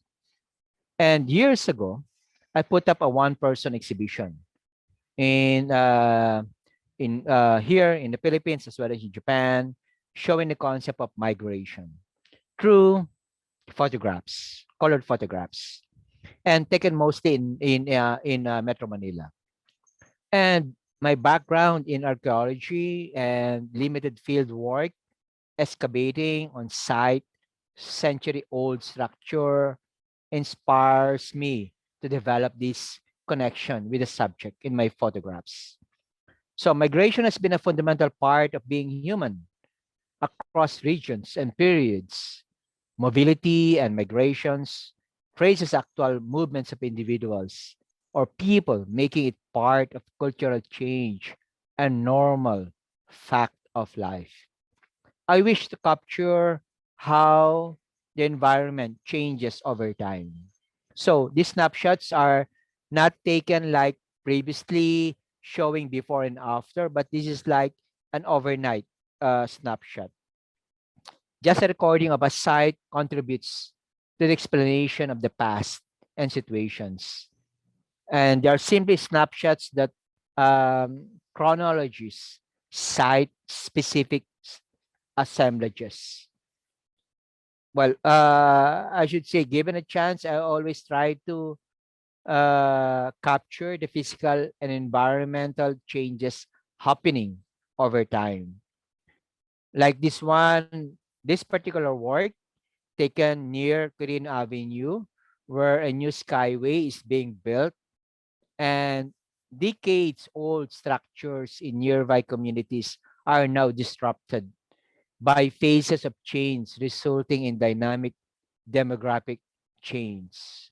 So I should say there is always a relation with the dynamic power when one will focus on the movement of the people. So can we proceed to the next one, the next photo? We have chosen two of your photographs Yes. for this, and Scrub has been responded to. Yes. Thank you, Noel, for sharing these two photographs. Any other last words for these two images before we go to the next presenter? Yes. Well, I should say these are simply snapshots. So I should say these are simply like a dramatic snapshots of uh, um, things that we commonly see around us, but sometimes we don't seem to get to notice. And in a way, these images teases us to embrace like these seemingly unnatural occurrences. And so this somehow, in a way, uh, uh, uh, provide me that idea to connect with the moment of our time. Thank you so much, Noel. I mean, your eye is it's sharp, but it's also tender, actually. Thank you very much, ma'am. But tender because of the lyricism that you find in it, and the compassion that you have with people who have to migrate and change because of the ravages of commercialism and neoliberalism, as we may have been mentioning earlier. Our Manila that has two navels of post-colonialism and neoliberalism, as well as other cultures that we're also having to deal with that enrich Manila, but also confound her. Thank you so much. Thank you very much, ma'am. Thank you so much, Michaela, for that beautiful dance. We will now proceed to the next section.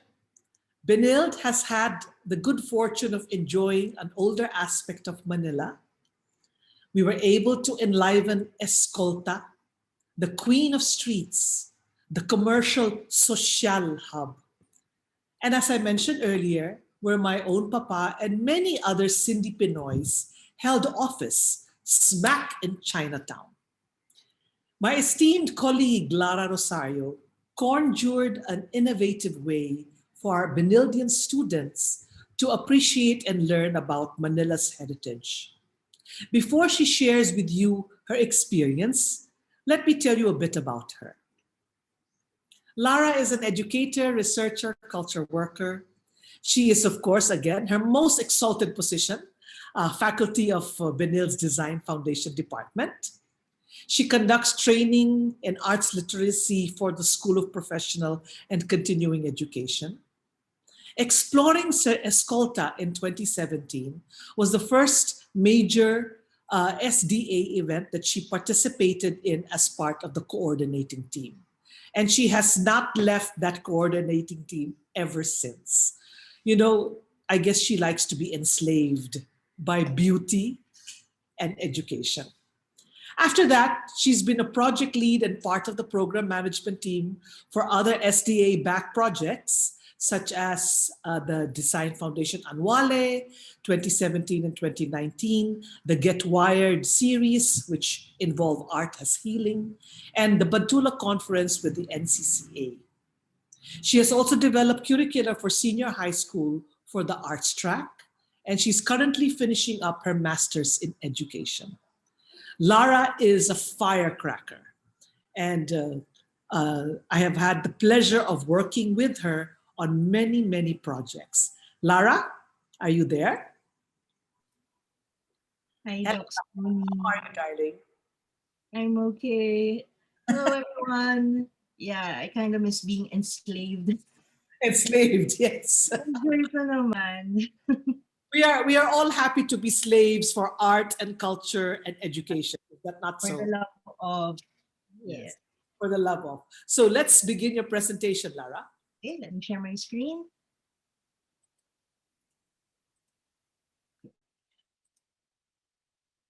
Oops. Good. All right, there we go. Okay. So first of all, again, good afternoon. I'd like to thank Doc Suni, of course, for this wonderful opportunity to reminisce about, yeah, as she said, one of, yeah, it's my first big project with FDA. And I was really happy to be a part of it. So just like Doc Suni, Batang Maynila din ako. Grew up, knowing the architecture of Quiapo, Santa Cruz, Binondo, and of course, Escolta. So when I was given this chance to be a part of this project, wala nang tanong-tanong, yes na agad, syempre. Okay. So this particular project, Exploring Escolta, the Benilde experience, is a collaboration between the School of Design and Arts and the Escolta Commercial Association Incorporated, or EKAI, wherein we filled the street with Benildeans with doing performances, as you can see here, as well as exhibits and workshops and seminars. So earlier, Abe Orobia shared his artwork, and he's that dude over there in the Superman outfit. Yun. Kaya siya memorable. So me and my colleague, my co-organizer, Miss Hershey Malinis, also from the Design Foundation, we made this route that went from the Juan Luna building along Juan Luna Street, and then the El Hogar, and then going back to the Capitol Theater, and then Calvo building, and then the Burke building, and then the last two buildings, which was the FUB and Regina building. So we walked up and down Escolta looking for places and notable buildings that the kids could go to safely, and at the same time they would learn something about it. So the Amazing Race is not just a race of going from building to building. It's more of learning something about the building, especially about its design, its history, and all that. So this is their key to victory. This particular passport was designed by one of the gems that we discovered. We discovered a lot of gems in this project, not only gems in terms of architecture, but gems in terms of people. And one of those gems was Junel and Tila, who, yeah, just like me, I enjoyed being enslaved by SDA. She also enjoyed being enslaved by us, by me and Angge. This was also the start of, her doing projects with us. And this is her first project as a graphic artist, but she's from industrial design. So we came up with a lot of tasks which involved looking for clues, like certain photographs. So they have to answer some riddles and then look for certain answers within the building. And then they have to take a modern version of that photograph, or the noon at ngayon version. We would give them a photograph. They would look for the building and do a half version of that picture as well. And then going to Calvo Building, which is uh, they do have a mini museum in its mezzanine, where they have a very rich collection of photographs. And funny that Abe mentioned the the carnival queen, because one of the tasks from that amazing race was also to look for a particular carnival queen who happened to win a lot of times, and her pictures like reoccurred dun sa exhibit in that mini museum. So yan siya, si Miss Lourdes Rodriguez. And of course, we were so enthralled by kung sino man to, Sweet Charing, that's her name. So I guess she may be a performer of some sort. So her poster is also displayed in that museum. So these are only some of the tasks that they needed to accomplish. So there's 7 buildings to go to. There's 5 pit stops. So here's all of the pit stops, and that's Hershey over there, the tall statuesque one. And this project was also very memorable because it's also one of the last projects that we were able to work with a colleague who has already passed. That's Sir Jerome Asuncion. And we were able to work with my students in arts management and volunteers from the industrial design course. Hindi ko sila students. They just wanted to be part of the project. So nakakatuwa naman. So in one quiet Saturday afternoon, we transformed these, usually empty spaces and the street of Escolta that would usually be filled with jeepneys and kuligligs. Ayan, we filled it with Benildeans performing, setting up exhibits, and making music for the enjoyment for everyone. Yan, we filled the streets of Escolta with art and students. So these are some snapshots of the race, of the actual race. So as I said, we started at the Juan Luna building, and they just finished renovating the building. I think they were preparing, for these spaces to be rented out as call center offices, parang ganon. And yun, so everybody was running. Nakakahawa talaga yung energy. So I'm very thankful for my team kasi we really worked as a very, a well-oiled machine. So every time the group would switch to another building, we had our places, we had our assignments. So wala kaming walkie-talkie, walang ano. As in talagang tiwala lang, basically.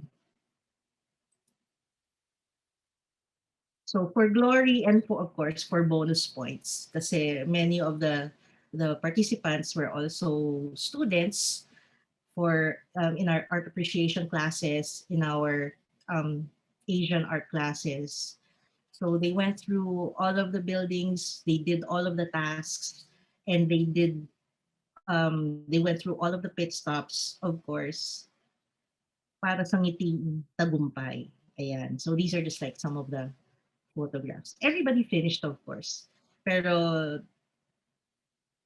these particular, I think they were some of the first groups who went through the final pit stop. So it was a happy day. It was a happy day for me and, well, sana for my colleagues. It was tiring, pero very, very much fulfilling. So after the race, we went around Escolta kasi for me, I wasn't able to look at the other presentations yet because we were so into the race. And it was a nice feeling of the students engaging with the kids and yung mga kids na taga doon, engaging with the art that's going around them at that moment. So they were really interested with the performances. And these two photos, I think si Sir Tim Dakanay yung nag-take ng photos nito, yung tumitingin sila sa mga artworks ng mga students ni Sir RM De Leon. And of course, so this could not have been possible without the help of my Artsma Batch 114 and my group of volunteers from the industrial design, headed by, of course, Junel, and my colleagues and my bosses. Yan. So maraming salamat. And ending the day, having Superman to walk all the way to Binondo for the final pit stop to claim our prize. And I would like to thank Ivan Mandy for this because we went to Quick Stop to have our favorite tofu dish. And yun, salamat po. Yan. So I'd like to acknowledge everyone who was part of this. Yun. Ayun. Okay. Doc Suni got disconnected. She will be back in a few. So we will now, our next, we would like to call Miss ANGE VICERAL, faculty from the Design Foundation also. So I'd like to introduce Miss ANGE. ANGE VICERAL is an art educator for tertiary and senior high school levels for 8 years. She is currently working as a full-time faculty for Benilde's Design Foundation department. She finished her bachelor's in art studies and master's degree under art history at the University of the Philippines, Diliman. She is also a cultural worker and art-based researcher. She has presented research papers in local and international conferences with topics in art and museum education, art and healing, socially engaged art, and pedagogies in Philippine art. She is also a licensed secondary teacher majoring in music, arts, and physical education. A recipient of the Asian Graduate Fellowship Award by the National University of Singapore Asian Research Institute in 2014. So please welcome Miss Maria Angelica Viceral. Hi, Ange. Hello. Hi, good afternoon. Good afternoon also to all the students na pinapunta ko dito. May class kami dapat, so I just told them to come here to the event. So thank you guys for coming. My FSR2 students. So I have here a picture. Before I go on with the picture, first off, I would want to quote would like to read a statement by Susan Sontag, coming from an anthology entitled At the Same Time in 2007.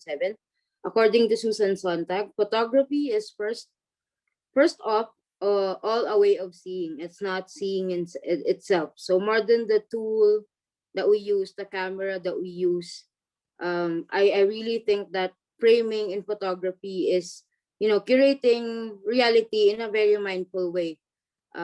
Despite the fact that with technology these days, with the instant camera, with the smartphones that we have, there's really an influx of images that we get every day. But the beauty, I think, of this influx of technology is that the art of it is when photographers, especially, the people who are more versed with the smart technology, are able to curate and pick out photographs that are really meaningful for them or for a certain theme or exhibition. So it's really photography is really framing and curating reality, I think, in a mindful moment. Welcome back, Doc Suni.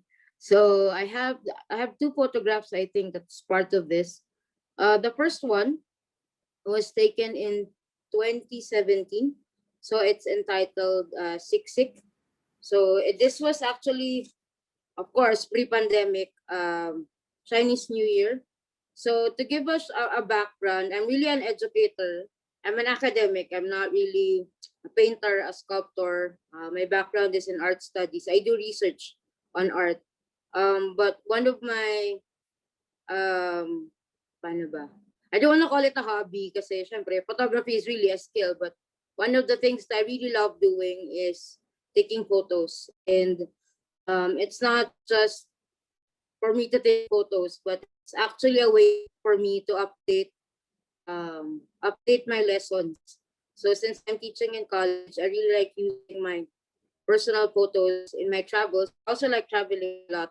So I try to use as much original photos that I have in my classes. And I'm also a very active Instagram user. So I really like posting pictures. I actually have a separate account for my personal and my quote-unquote art Instagram profile. But my public profile, that's where my students follow me normally. Or that's where I post my pictures. So what do I use? Of course, smartphone. Pag tinatamad ako magdala ng SLR. But I also have an SLR, a Fuji SLR that I use sometimes kapag feeling kong maging artist. Gusto ko mag-artist. So I'll bring my SLR also. I've tried using film, yung mga old school film, mga 90s film. So also just additional background, I also grew up in film. So in the 90s, I'm a 90s kid. So talagang nasanay from film to digital camera. Daanan ko yan lahat until ngayon na iPhone photography na ang tawag ng mga tao. Baka pagalitan ako nila Sir J kasi ako ay nagpo-phone photography. But well, basically, usually tinatamad talaga ako magdala ng SLR kasi why would you need an SLR? Ako lang po ito Why would you need to bring a big SLR when an iPhone, a nice iPhone can take, good pictures? May ganyan ako kasi nga syempre when you travel, you wanna pack light kasi mahirap magbitbit ng maraming gamit. Pero syempre, yun na nga. Iba rin yung pleasure of taking pictures using film na ipapadevelop mo sa Mega Mall. Parang yan lang ang kilala kong Mega Mall na nagpiprint, nagsascan, tsaka nagpiprint ng film na accessible for me. Yes, oo nga. Sir J, sorry po, pero yun na nga. So, yeah, so, I've tried using Colpan before. Hindi na alam ng mga bata siguro yan. I had elective classes for photography in college also kasi nga passion ko talaga siya ever since. So this picture that you're seeing now is actually part of a series ko na talaga siya tinawag. Pero basically, photo dump ko lang talaga siya sa picture. So Doc Suni made a call and I'm like, parang may mga magaganda akong pictures before the pandemic. So yes to island photo, yes. Wala na yatang island photo ngayon. Pero Colpan ako nun, black and white Colpan ang naalala ko from my photography class. So, when Doc Suni made a call, I picked out some of my pictures and 2 got chosen was as part of this curation. And these pictures are actually part of, sabi ko nga, ang title niya ay photo dump because it's a photo dump from my Google Photos. Collection. But ang backstory nitong mga ito, hindi lang siya picture. Actually, this one, I really love this photo. Cover photo ko sa Facebook minsan. Kasi we were just nag-food trip lang kami kasi Chinese New Year. And then I saw, may ganyan akong moment sa photography niya. Uy, ganda ng scenario na to. You wanna capture it? Ayun, tumayo ako sa gitna hang tagaktak yung pawis ko sa ilalim ng init ng araw. And then I took a picture. If you're familiar with the Ongpin, with the street of Ongpin in Chinatown, ito yun. So, tumayo lang ako sa gitna, tapos tinaas ko yung camera ko. So, yun, nakuhanan ko siya with all its colors. So, Bukod dyan, this is just one of the pictures that I took around Manila. Marami akong pictures kasi I'm actually part of this community. Online, well, it's the online space is the agency, but there's actually a community. It's called Couchsurfing. So bago mag-pandemic, there's actually a distinct community of couchsurfers. Ang idea niya is travelers all over the world would go to a new country. Some people, they would sleep in the house of another person sa couch. So couch surfing, pero libre kasi nga in the spirit of traveling. But syempre may mga safety issues yan. So you really have to be careful with these things. So para siyang Airbnb pero libre, walang bayad. I actually did host some travelers too in my apartment when I moved to Manila.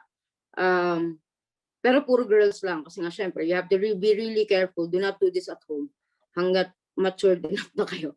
But there's a community like that. But besides the couchsurfing activity na nakikitulog ka sa bahay ng may bahay as a traveler, some people also organize events. So ako yung organizer ng event. So what I would do I grew up actually in Marikina. But I've been living in Manila for 3 years because I really have this love and hate relationship with Manila traffic. Coming from Marikina to Manila before takes me 2 to 3 hours just one way. So nung naging full-time na ako sa Benilde, I had to move in Dominga Street sa tabi lang ng SDA. So when I moved to Manila, tinatamad ako umuwi. Tsaka mahalang grab ganyan pag weekend. So what I do, I organize events. I organize events every weekend. I post it on the website called Couchsurfing. Medyo nalugi yata sila ngayon kasi nga pandemic. But I even actually became an ambassador in Manila. So I do this for free. So nagtutour, parang quote-unquote nagtutour. Hindi ako parang Sir Ivan na talagang meron akong itinerary na, fixed for, kasi that's an actual business. Pero ako, wala. You meet all kinds of people. So, ayun, I post an event. Halimbawa, we go to a Chinatown walking tour. Tapos wala, checkan lang kami about travel and all this stuff. So, I really enjoy doing that. We even established a couchsurfing. Meron kasing iba-iba yan. So, there's actually a couchsurfing group in Makati. Yung mga party people dahil malapit sa poblasyon. Alam kong miss nyo na yan lahat. But there's also... we also built a community in Marikina. So my friends there are from Marikina, Cainta, and Rizal. So we built that community. But when I moved to Manila, dahil nga malayo yung Marikina, nag-walking tour din ako, trips in Marikina. Kasi masarap kumain at maglakad doon. But when I realized na mahal umuwi every weekend, so ginagawa ko to every weekend. So I organize tours, we walk around Manila. So Chinatown is one of my favorites. Actually, kahit iba kong mga kaibigan from Marikina, they're like, bakit pa ulit-ulit ka na lang pumupunta ng Chinatown? Or bakit pa ulit-ulit ka na lang nagna-National Museum? It's always a different thing every time you go to, kahit pa ulit-ulit ako nag-Chinatown, parang laging may bago. Ako, for me, as, lakwatsera, sabi nga ni Sir J kanina gala. Masaya kasi pumunta doon, yes. Kahit kami ni Miss Lara, pag na-stress kasi nga we are slaves of art and our love for community. So, pagka medyo kailangan namin mag-pull off from work, kumakain kami ng masarap na yan, yung paborito nga ni Miss Lara, yung tofu, ano man tawag doon? Yung quick snack, tsaka nagdidimsum kami sa Chinatown. Mag-grab kami papunta doon from SDA para lang kumain ng masaya. Dongbei, ayun. Sige po, next slide.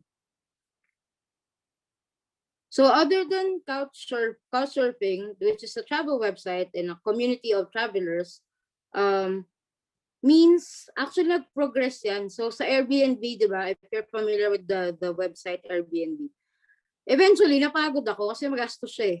So meron palang Airbnb experience. So I tried doing it. Nag-post ako na magtutour ako, mga 1 to 3 people lang. Samahan mo lang sila, tapos kukwentuhan mo on art history. So normally, we would go to the National Museum. I'll give them a Philippine Art 101 tour. Tapos, we'd go to Chinatown after to eat. So, tuwan-tuwa sila kasi, art professor and all this stuff. Okay naman siya. It wasn't like a business na pwede mong pagkakitaan talaga. No? Kasi, for fun lang naman siya. Nakabayad naman ng kuryente at tubig for a month. Pero what's interesting there, I had one client, mahilig din siya mag-travel. Ang ginawa niya, binigyan niya ako ng tip. So instead of giving me money, she gave me this free tour. So katulad ni Sir Ivan Mandy, meron na ring nanganak na iba-ibang Manila walks around Manila, which is kanina nga iniisip ko as a researcher, ang ganda siguro i-map out no, nung mga Manila City Walks bukod kay Sir Ivan. May mga nabuo na rin kasing iba't ibang, I think, walking tours around Manila, which is really fascinating for me. Ang dami kong pangarap na gustong gawin. But so this client gave me a tour with a group called Meaningful Travels Philippines. So what we did was, we went to Quiapo Ilalim. If you're familiar with Quiapo, yung may simbahan, meron siyang area sa ilalim actually. This side of Quiapo where you have an Islam community. So I normally insert this in my Asian art history lecture when I talk about Islamic art, because we really do have a very distinct Islamic influence in Quiapo Ilalim. So ang ginawa namin sa tour, very interesting yung tour nitong grupo na ito, no? We went to the mosque, we ate halal food, and then they also taught us how to wear a hijab. So nag-walking tour kami around Quiapo Ilalim. So it was actually an immersion tour. So we even saw parang mga batang Muslim na nag-aaral ng ano ba yun? Arabic calligraphy. So that was a very interesting tip to me as a tour quote-unquote a tour guide. So that's one of my photo walks. But other than these activities, every weekend I go to Manila. Actually, some of the inspirations from my photo walks would be yung tour ni Sir Ivan, kasi sumama rin kami kay Sir Ivan before, nagdala kami ng classes. And of course, the Escolta project also of SDA. So yeah, those are just two of my pictures. But I also think that, sabi ko nga, even if this is even if we have an influx of images coming in because of technology and the internet, for me I wouldn't call myself I'm not a professional photographer, because really I'm an educator, but I think that taking a picture also is, as someone who's really interested with arts and wellness, it's also a very mindful activity, because you stop and take a moment to snap that reality that you like. It's a sense of aesthetic activity, because you want to capture the beauty that you're seeing, and it gives me a sense of happiness also. This may be superficial for some people or shallow siguro, but when you post something on Instagram and people like it for like 50 times, and then people say, oh, you have a good eye in photography, even, kahit simpleng ganun lang na comment, it makes me happy. So that's why I continue doing this. And it's also, of course, a collection of my travels. And pag bored ka na sa trabaho and you're stressed out, it's nice to look back on these things and see a bigger picture na parang, oo nga pala, hindi lang pala trabaho yung buhay ko. May travel pala outside work, and I can still travel after. Parang ngayon, pag pandemic, diba? Pag nasa stress na ako, binabalikan ko, looking back in 2017, nag-travel pala ako ng 2017. So it also gives me hope na there is really life after the pandemic, Lord. Sana matapos na to. And we were able to see that life after the pandemic already. So, yun lang. Thank you po. Thank you so much, Ange and Lara. Sorry that I had dropped off the face of the virtual universe for a bit because, of our internet connection. This is the reality of being in Manila, as you know, the reality. Thank you so much. With the Escolta project, Benilde was able to vivify and make Escolta come alive, especially for the young Benildean students. There is really a lack of space in Manila for a playground or open spaces, safe spaces to just promenade and be a flaneur. Manage it as Ange has been able to do, actually taking her photographs and couch surfing and doing this, what seems to be risky activities, but then it can be also very enriching so that you could meet new kinds of people and see new places and actually share this treasures of Manila, unusual treasures with others.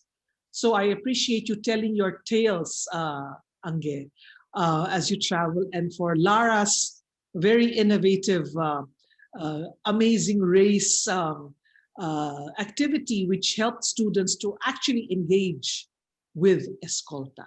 Thank you very much, both of you. I'm also very amused at WINNA Go's optimistic take on Manila's transportation system. I hate Manila traffic. I hate traveling. It causes me so much stress.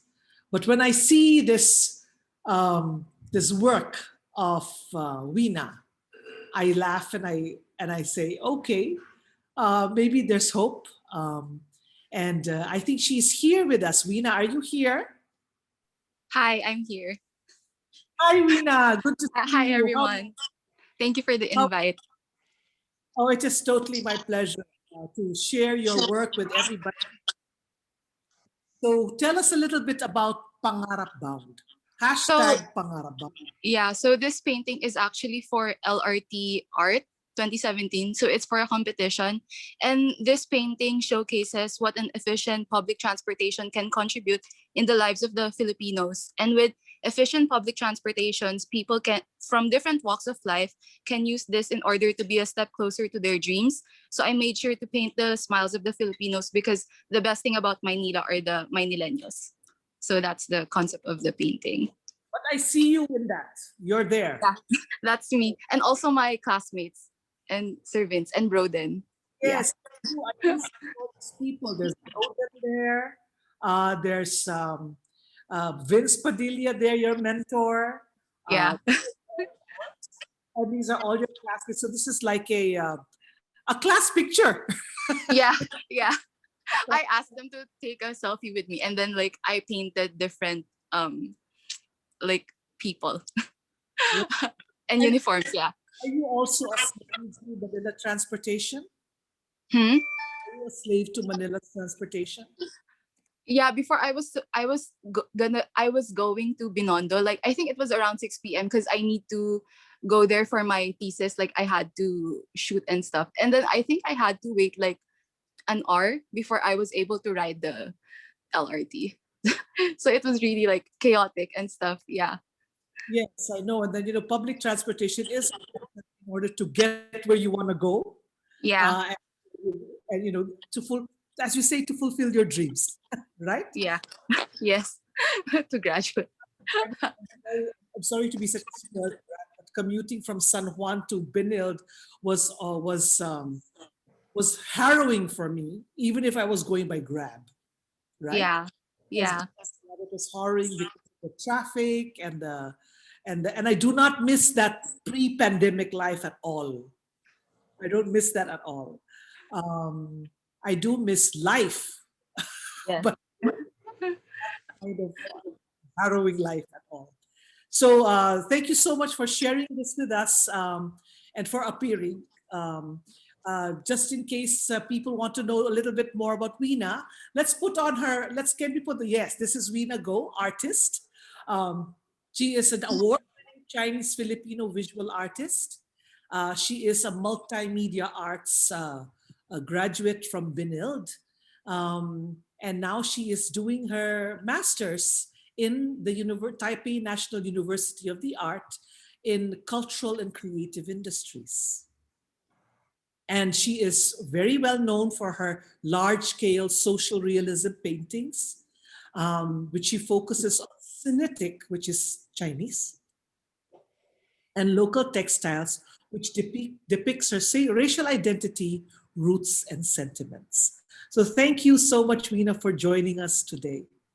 Thank you, Ms. Suni, and thank you, everyone. Are there any last words that you want to share with us before I let you go?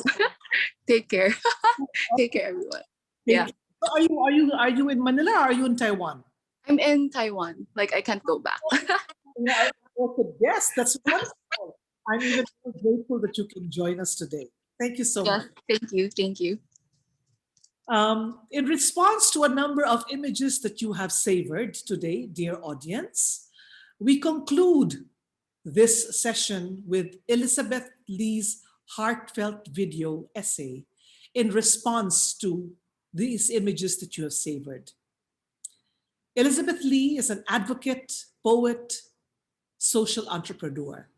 She is a student of real estate management at Benilde, undersecretary for the SMIT SSG, which is the student body, secretary of the Commission on Gender and Equality for the student government. She manages two businesses, which she founded in 2019, Imperium Dealership and Dr. Pizza. Both of these businesses follow the goal of poverty eradication and animal welfare preservation. She's representing the Philippines for the Asia Youth International Model United Nations and Asia World Model United Nations too. As a gender equalist and climate change advocate, she is member of Youth CoLab, OSYAF, LCOI, LIPAD, GFA, and ANB Philippines. And she uses art such as poetry to spread awareness. Let's take a look at Elizabeth's work, and then Elizabeth is here. How are you, Elizabeth? How are you doing? Thank you for joining us. Hello po. Hi everyone. I'm doing well, and I'm very honored to be here for you guys. Thank you so much. Give us a few words of introduction before we show your video. All right. So, hi everyone. So, the poems that I made for this year's event in Benilde is actually an intimate poem. The first one is an intimate poem for me, and it was quite hard for me to write it since I wanted it in Tagalog, but I wanted to challenge myself. So I'm better in English than in Tagalog, so sometimes I get tongue twisted when pronouncing Filipino words, especially the deep ones. So my first poem was about me falling out of love and in again with Manila since I left the country last 2019 after experiencing multiple problems in my family, friends, and romantic relationship. So I went to the National Taiwan Normal University at Taipei and enrolled there to brush up my Mandarin skills. So at that time, I didn't really have a plan of going back to Manila, but then there was a United Nations fair there where I was chosen to represent the Philippines, and after that, it felt like a calling to me that I was not supposed to use my strengths, intellect, and talents for other countries, but it should be for the Philippines. So I flew back and enrolled in the LaSalle College of St. Benilde, and it was the best decision that I have made so far, and I honestly learned a lot from that short getaway. So Manila made me who I am today, and I'm very thankful as well for representing our countries in other Model United Nations organizations and other international organizations. So my second poem, which you guys will see later, is in English since I tried to write it in Tagalog because I find Tagalog a very romantic language as well. But I really struggled to say what I wanted to say in Tagalog, and it kind of changed the context that I was going for when I tried to write it in Tagalog. So I went for English instead, since most of my romantic poems are in English, and that's really my forte. So when I saw the photo with the two ladies and this man that is wearing Philippiniana and a barong, it reminded me of the old Filipino era, and it felt like it was photographed somewhere in Intramuros or Las Casas. And I understand that from a while ago, Mr. Javier, was the one who photographed it last 2015, so which was in Intramuros. So when I wrote the poem, I paid a visit to Intramuros, and I just ate at I'm not sure if you guys know the restaurant called Ilustrado, but it gave off a really old Filipino vibe, and I went there in order for me to get the mood in, or rather to put myself in a position where I can make up a small love story in a poem about this young Filipina falling in love with a young Filipino boy in that era that we can say was rather strict, because I understand that old customs requires more rules, such as the man has to do harana before, or like pamamanhikan. So I wrote it in the sense that it was a difficult kind of love, especially to be in that era. So, if I understand, Elizabeth, are you here or are you in Taiwan? I'm here in Manila. You actually have a Taiwan connection, just like me, in a way. I guess so, yes. I think we have different schools, though. Yes, but this serendipitous that we have this Taiwan connection today.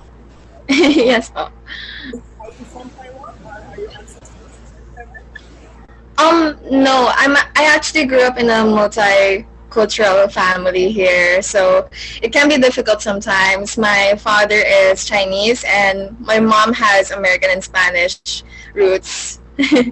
So you're like a true Manilean. Yes, po. American, Spanish. Now maybe some Indian. Is your boyfriend Indian? Yes. He's actually my classmate in Benilde. Is he Indian? I'm sorry? Your boyfriend Indian?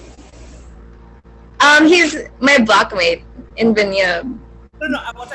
What I'm asking is that because since you have all these cultures already, you have American, Chinese, Spanish, right? Yes. My boyfriend is Chinese Filipino. Oh, okay. Yes. So BFF is Indian. Then you're a complete Manilean. Yes. Okay. So why don't we show everybody your video? All right.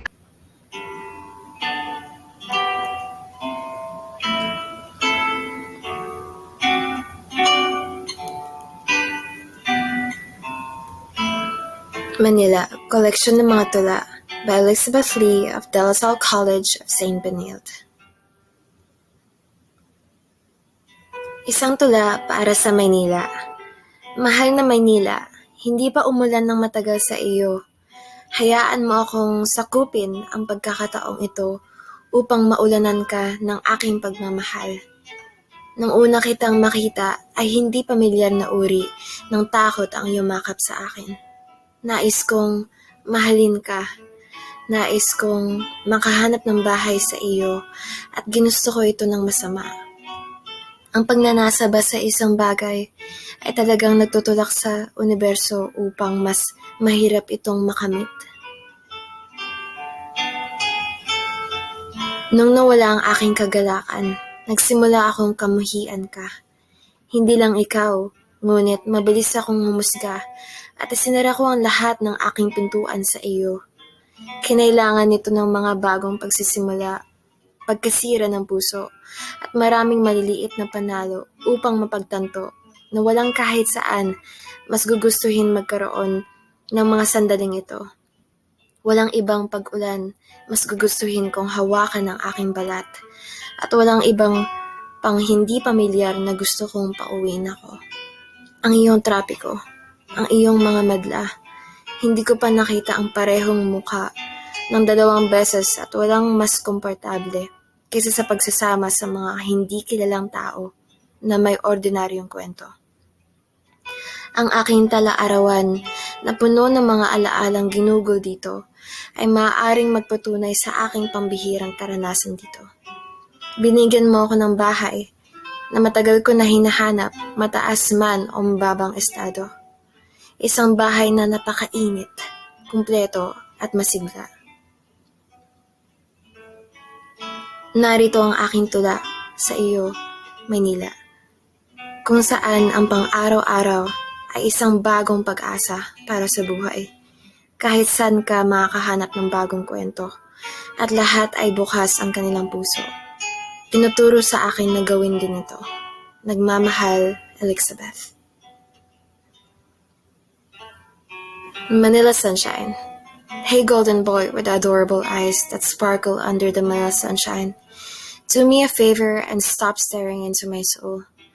This narrative has unfolded in front of me 1,000 times before. I know how this goes all too well. It will take me to places and show me the world. You'll kiss the scars I've been concealing, so I can learn to love who I was back then, who I am now, and who I am about to be. You'll write me words of hope to create a make-believe world where the universe conspires to give me my heart's deepest desires. You'll bring me to the top of the world, only to find out one day that I'm falling into nothing. And once I fall back to the ground, I'll be forced to pick up my own shattered pieces. So do me a favor and stop staring, because I have grown uncontrollably fond of you, and I don't think any of the things I just said even matters anymore. Maraming salamat. This has been Elixabeth Lee, and sana ang mga tula ko ay manalo sa kompetisyon na ito. Thank you so much. Thank you so much, Elizabeth. This is not really a competition, but I guess you won, nevertheless. No, I'm sorry, because my friend told me it's a competition. So like, I said that. So I think I got the message wrong, and I'm very sorry for saying that.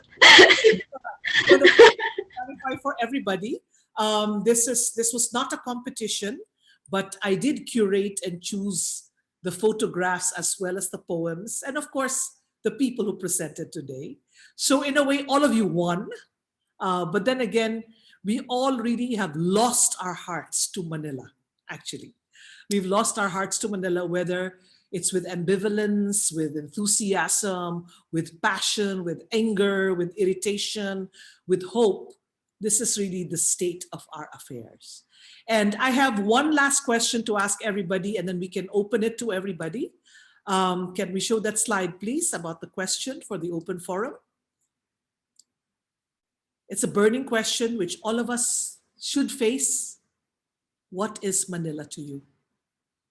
And let's think about that, and let's see everybody. Can we see everybody now?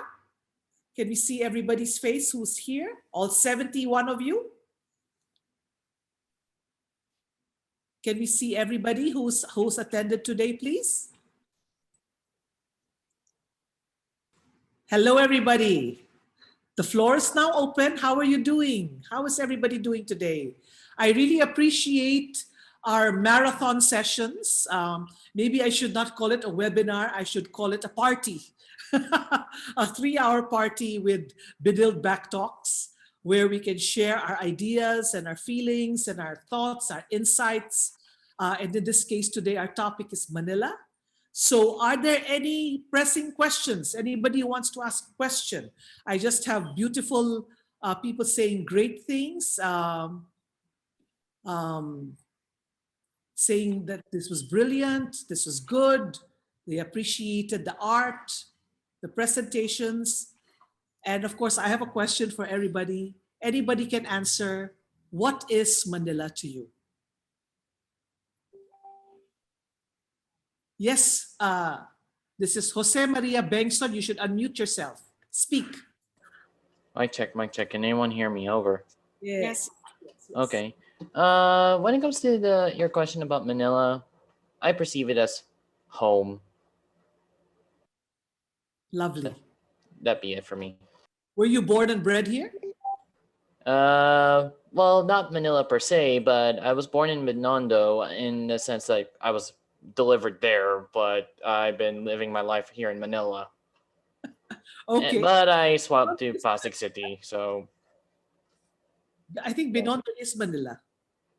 Oh, okay. And that kind of counts. It counts, absolutely. Anybody would like to hazard their answer? What is Manila to you?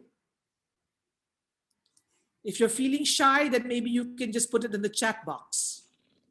Sunny, I'd like to say something. Yes, please. Yes, actually, no, I wanted to react. I'm sorry, I'm so late, but I didn't know when to enter.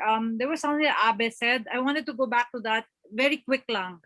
Sure. I was so amazed at his presentation. Sorry, but I wanted to affirm you, Abe, wherever you are, because now we are 3 pages.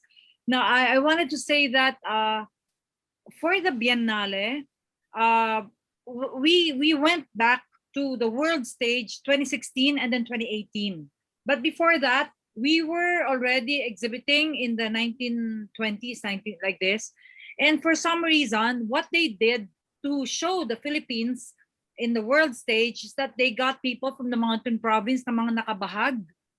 Tapos yun yung pinapagsayaw nila doon. And Edson Cabalfin, who is the curator of our 2018 Pavilion, did a study on this, and he said that it was America's way of justifying its presence in the Philippines. Exactly, yes. Can you imagine? So when we went back to world stage and they saw that we can 3D print, that we can actually think that there were like people, it was such a big thing, and it was such an emotional journey. So we did that for ourselves and we did that for you. And we'd like Sana to continue with this thing, the discourse. And so I thank you for back. Okay?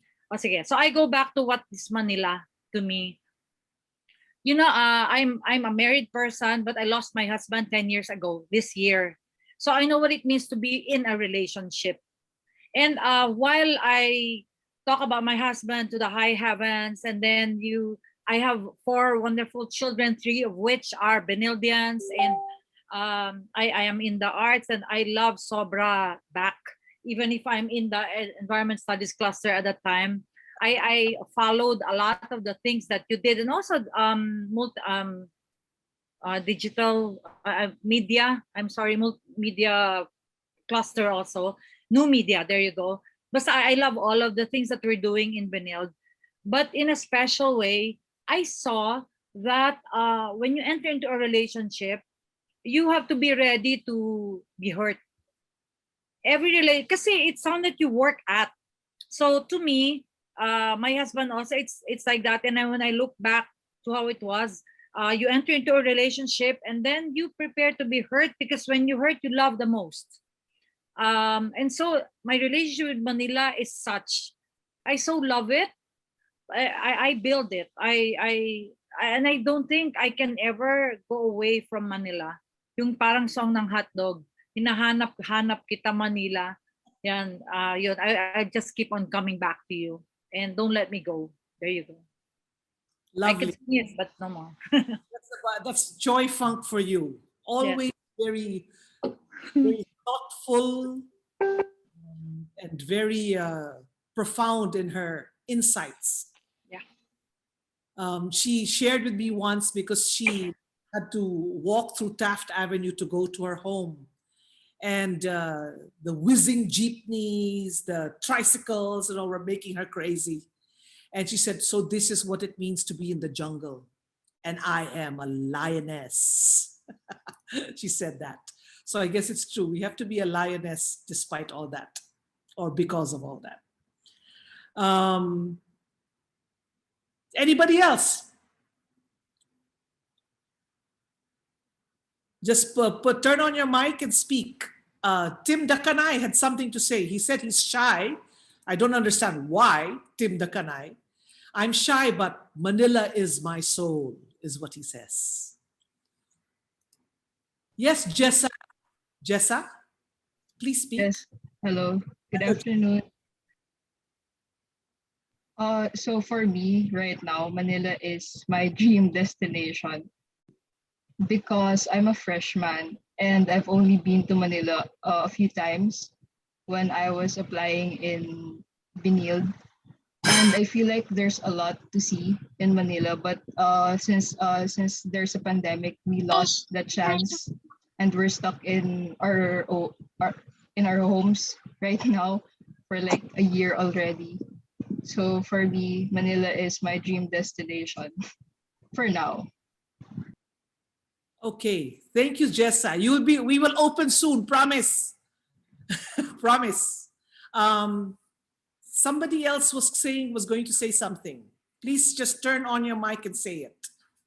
Identify yourself. Here, from J. Javier. Manila is a big studio, a big playground, as you can see from his photographs. Yes, J. Javier, thank you. Anybody else? Anybody else has questions for our panelists, presenters, artists? Any comments? Anything you learned, insights? Unmute. May I? Yes, Jay. Okay, after seeing all the work presented, I was surprised that we were treading on common ground without exactly knowing what the other one was doing. So even before this event, there was already some convergence. Like for instance, the walking tours with Ivan, the architectural shots. No, sometimes kasi when we walk, those are photo shoots na ganon, we go through all these places with the same intentions. And then even for the Escolta event of 2017, we were there. I have a lot of photographs from that event as well. Hindi ko lang nasama because I wasn't thinking that if I knew that there was some convergence, siguro I would have uploaded some of them as well. But yeah, I have them on profile. And then I commented earlier on a good collaboration maybe is on the making. Something like what Miss CHOIE said. Maybe this time in Escolta we'll make it a big zoo or a big what we call that, tab vivant or something like that. Like we could put there, represent there. So in terms of dances, say it's the 1920s and 30s and all that, it's going to be a big thing. Even we could collaborate with people from fashion, and we'll stick some people in those places. Actually, a lot has been done in Escolta, especially by the Celdrans. Yes. The Celdrans and their gang, their barkada, have put up a lot of projects in Escolta with other groups also, not just them. But Escolta has been very active pre-pandemic and will continue to be. Benilde just had one glorious day there. And I think it benefited our students much more than the Escolta people. The Escolta people watched from their balconies or went by and they danced with us. They listened to our music because there was a lot of fanfare there. And they were amused by the art that was happening, by the students doing those antiques with the amazing race. But next time, what we would like to do is actually work with the Escolta residents and denizens and have them join us, whether they're people who are just vendors or temporarily staying there. We should be working with them more. Kayla Matutina has something to say.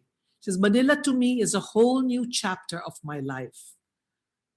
This is aspirational, I guess. Yes, as Angea is saying, 9-8B collaboratory conducted street parties in Escolta. That is right. 98B. But we're all waiting for the pandemic for the quarantine to be lifted so that we can continue to play in our city of Manila. All right. A big Benildean collab, right? We should do a big Benildean. We should bring our children out to play. Absolutely, that is true. We need that. Okay, so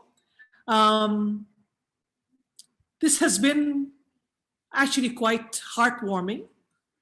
It has been intense. We've seen art. We've listened to people talk about what they're doing with Manila. We've seen people who are uncomfortable with Manila and yet they prevail. I wanted to celebrate this city. I wanted myself also because of my ambivalence towards Manila. We did celebrate its 450th founding last week. But you had exams at that time, so we didn't do it right then. It's a little bit postponed, belated. It's a belated commemoration of that. And I really appreciate all of you staying and listening and absorbing what our participants, artists, poets, dancers, photographers, painters, culture workers have done. May I call upon Magda, the Associate Dean for Benilde's Arts and Culture Cluster, to... Thanks, Dr. Suni.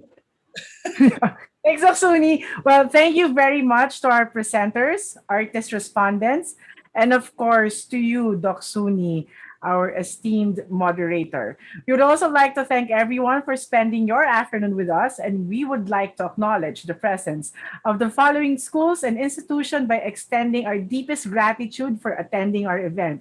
La Salle University, Ozamis City, St. Scholastica's Academy of Marikina, Sari Sari Storybrooks, California, USA, DOH, Amazon Operations Services Philippines, Wonder Manila, and Ateneo de Manila University. We would appreciate your support in our upcoming events. The cluster has so much in store for you. Tomorrow, we will be having The Way of the Brush, Part 2 by Miss Chloe Delosa, faculty from the Design Foundation. And we have more events this July. So please connect with us on Facebook. Just look up Benilde's Arts and Culture Cluster, on Instagram as Benilde Arts, and on YouTube as Benilde Arts and Culture Cluster. We hope you can respond to the feedback survey that will be sent to your emails. Okay, so now can we go on camera for a group picture?